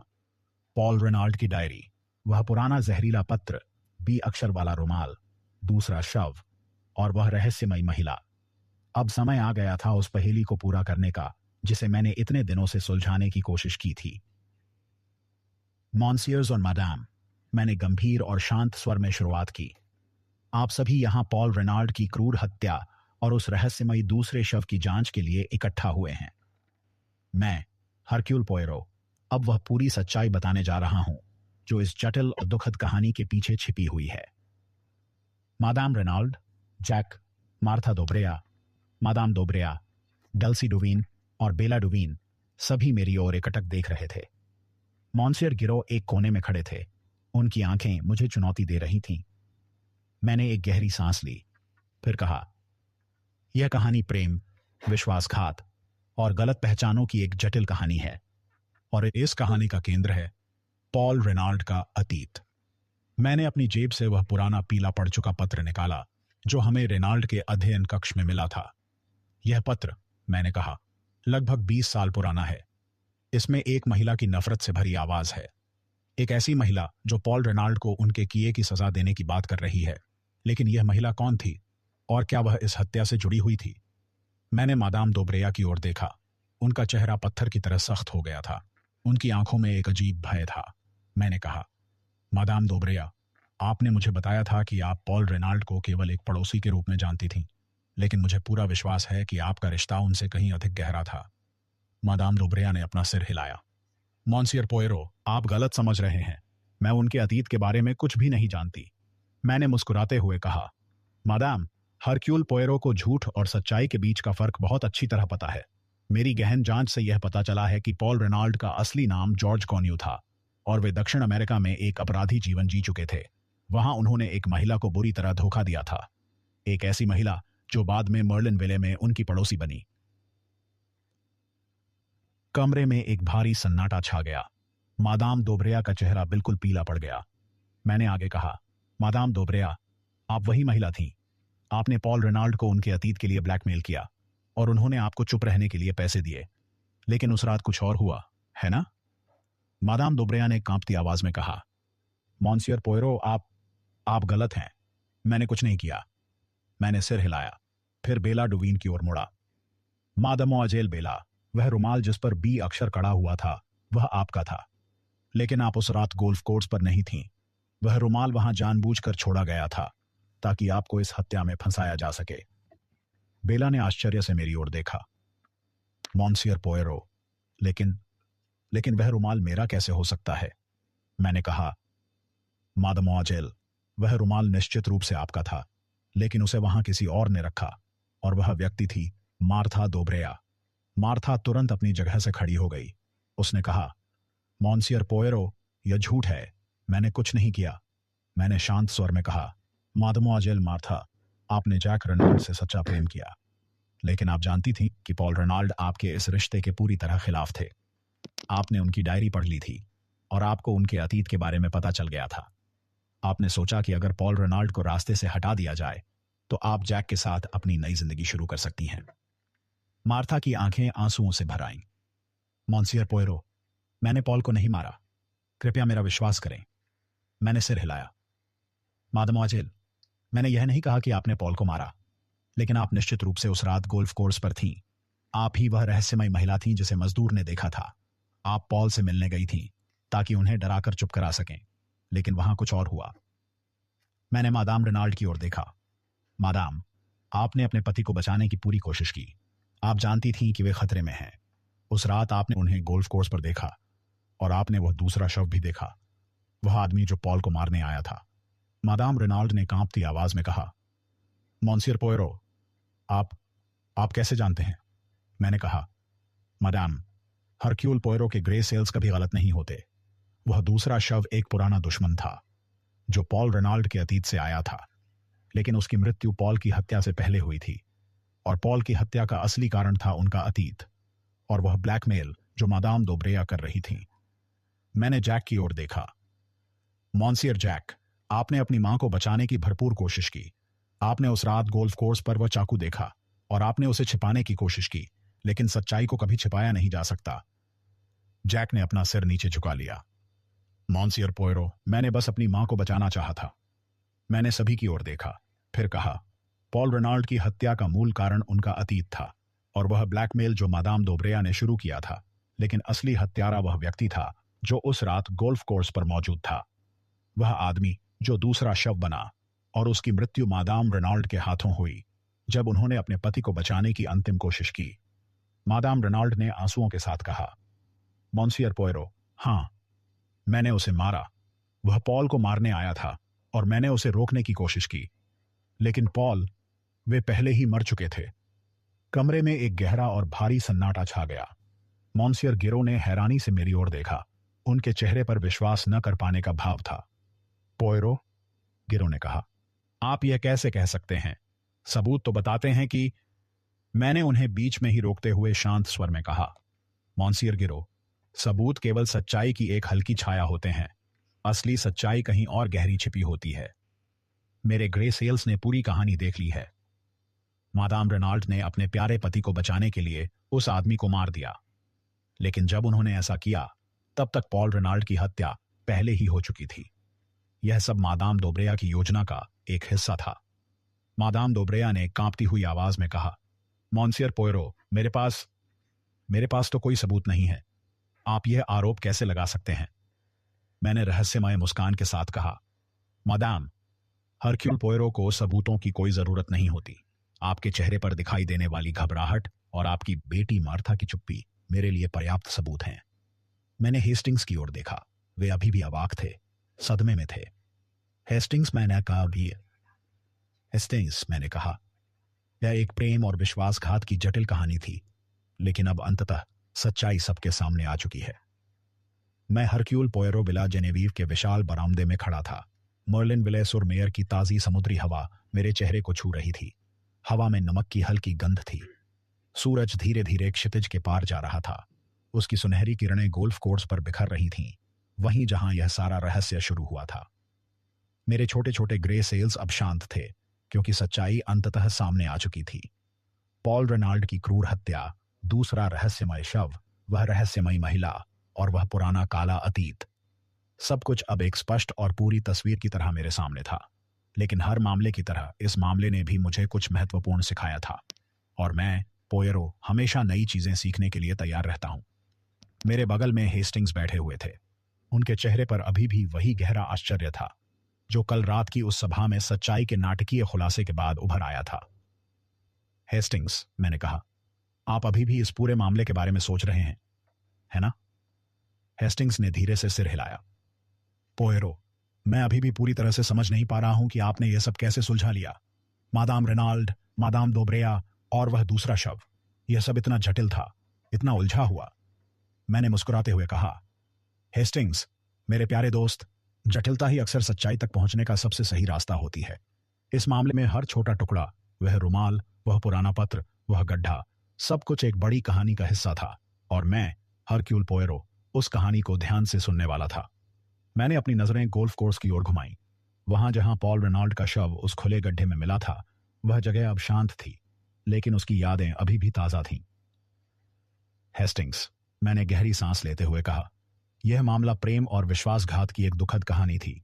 पॉल रेनॉल्ड, या जैसा कि उनका असली नाम था जॉर्ज कॉन्यू, उन्होंने अपने अतीत में बड़ी गलतियां की थीं। उन्होंने एक महिला को बुरी तरह धोखा दिया था। वह महिला थी मादाम दोब्रेया, और वह धोखा अंततः उनके जीवन का अंत बन गया। हेस्टिंग्स ने उत्सुकता से पूछा, पोयरो, लेकिन मादाम रेनॉल्ड, उन्होंने उस दूसरे आदमी को क्यों मारा? मैंने सिर हिलाया। समुद्र की लहरों की आवाज पृष्ठभूमि में गूंज रही थी। हेस्टिंग्स, मादाम रेनॉल्ड एक समर्पित पत्नी थीं। वे अपने पति को किसी भी कीमत पर बचाना चाहती थीं। जब उन्होंने उस रात गोल्फ कोर्स पर उस अजनबी को देखा जो पॉल को मारने आया था, तो उन्होंने उसे रोकने की कोशिश की। लेकिन दुर्भाग्य से वे नहीं जानती थीं कि पॉल पहले ही मारे जा चुके थे।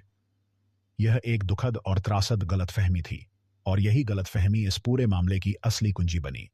मैंने एक गहरी सांस ली, फिर आगे कहा, और मार्था दोब्रेया, वही वह रहस्यमयी महिला थी। उसने अपने प्रेमी जैक के लिए सब कुछ दांव पर लगा दिया। उसने पॉल रेनॉल्ड की निजी डायरी पढ़ ली थी और उनके काले अतीत के बारे में जान गई थी। उसने सोचा कि अगर किसी तरह पॉल को रास्ते से हटा दिया जाए तो वह जैक के साथ अपनी नई और खुशहाल जिंदगी शुरू कर सकती है। लेकिन उसकी योजना अधूरी रह गई। हेस्टिंग्स ने सोचते हुए सिर हिलाया। और बेला डुवीन, वह रुमाल? मैंने हल्की हंसी के साथ कहा। हेस्टिंग्स, वह रुमाल एक चतुर चाल थी। मार्था ने जानबूझकर उसे वहां छोड़ा था ताकि संदेह बेला पर जाए, लेकिन मेरे ग्रे सेल्स को कोई धोखा नहीं दे सकता। बेला और डल्सी इस पूरे मामले में केवल परोक्ष रूप से जुड़ी हुई थी। बेला का जैक के साथ एक पुराना रिश्ता था और मार्था ने उसका गलत फायदा उठाने की कोशिश की। हेस्टिंग्स ने राहत की सांस लेते हुए मुस्कुराते हुए कहा, पोयरो, आपने फिर से कमाल कर दिखाया। लेकिन मॉन्सियर गिरो, वे तो अभी भी ये सोचते हैं कि उन्होंने ही यह मामला सुलझा लिया है। मैंने हल्की हंसी के साथ कहा। हेस्टिंग्स, मॉन्सियर गिरो एक युवा और उत्साही जासूस हैं। वे केवल ठोस सबूतों पर विश्वास करते हैं, लेकिन असली सच्चाई केवल सबूतों से नहीं मिलती। सच्चाई इंसान के मन की गहराइयों में छिपी होती है और उसे खोजने के लिए ग्रे सेल्स की जरूरत होती है। गिरो ने इस मामले में बहुत मेहनत की, लेकिन वे केवल सतह पर ही रहे, जबकि मैं, पोयरो, गहराई में उतरा। मैंने बरामदे की लकड़ी की रेलिंग पर हाथ रखा, समुद्र की ओर देखा। लहरें किनारे से टकरा रही थीं।